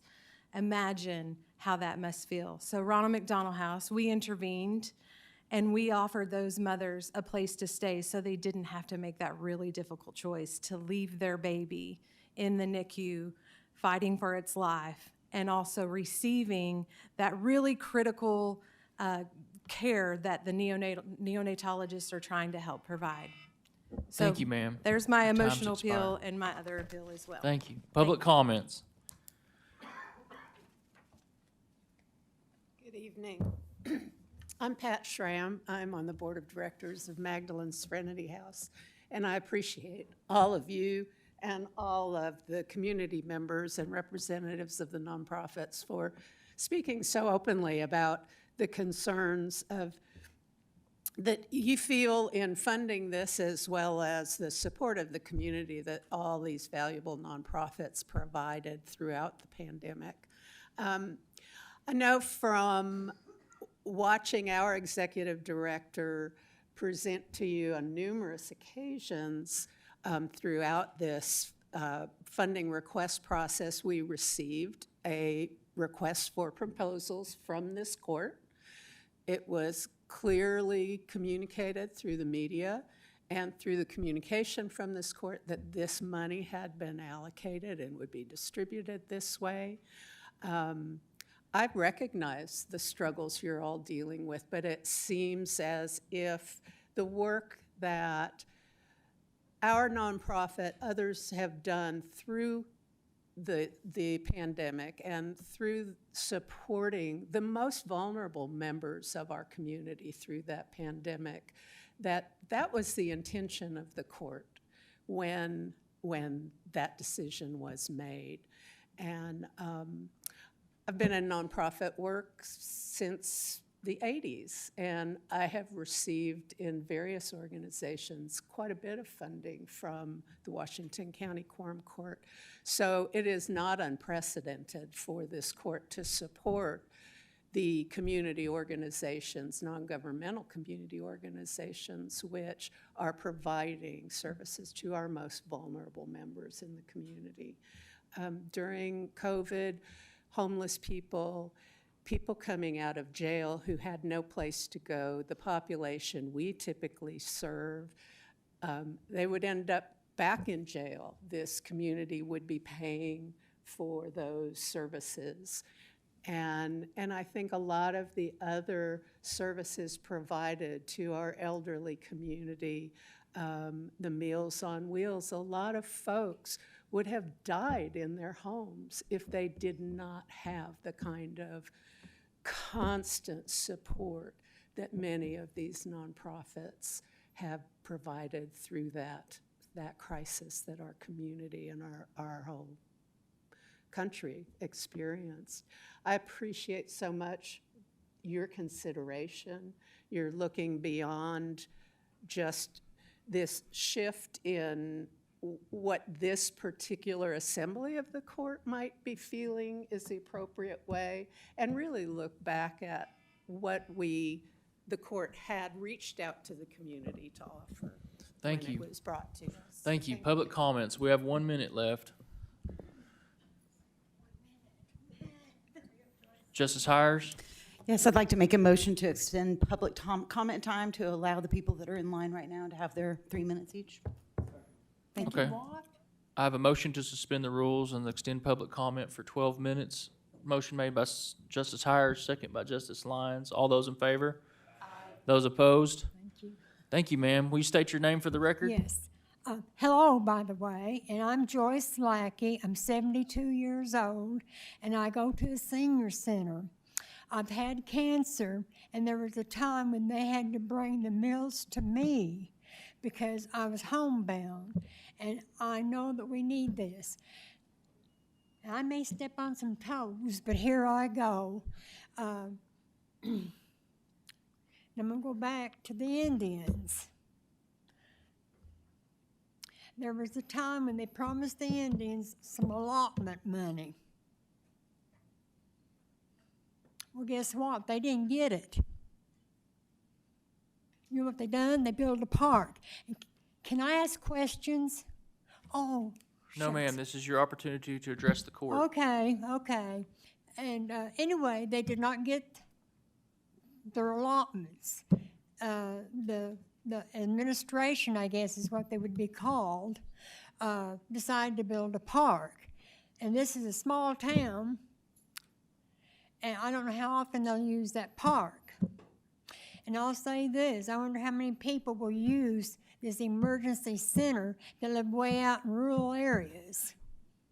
Okay, I'm done. You have a good evening. Thank you, ma'am. Public comments. Josh Hill. I'm a peer for Responder First. Judge, I'd like to speak. I heard a comment this evening, and it was about the money appropriated. I'd like to say, as a peer, I don't receive any money for what I do, saving lives, helping people with what we do at Responder First. And I just wanted to make that clear with everybody on the court and you, Judge. Thank you, sir. Public comments.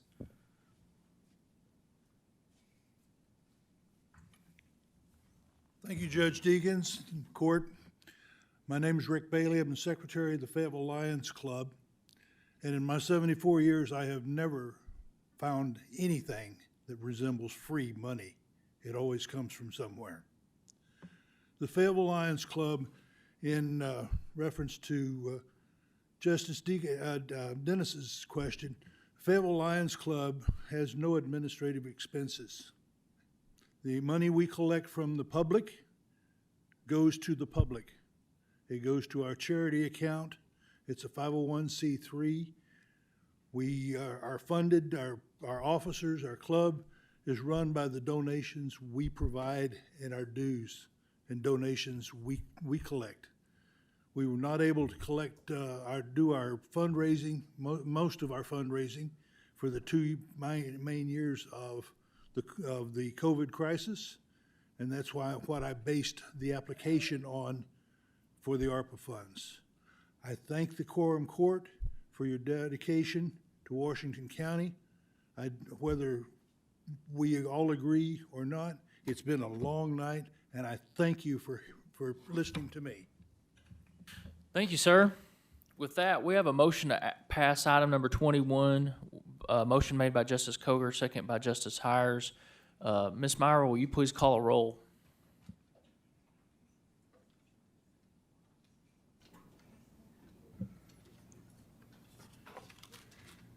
Charles Dean. Shonda Washington.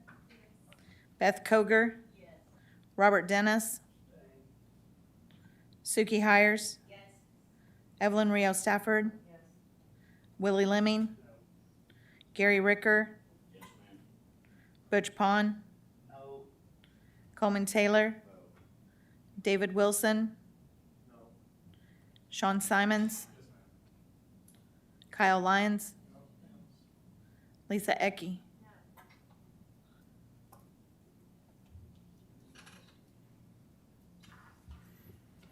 That item fails. That's an appropriation ordinance. It takes 10 votes to pass on the first try. It failed this evening. This ordinance will roll to the next month's meeting.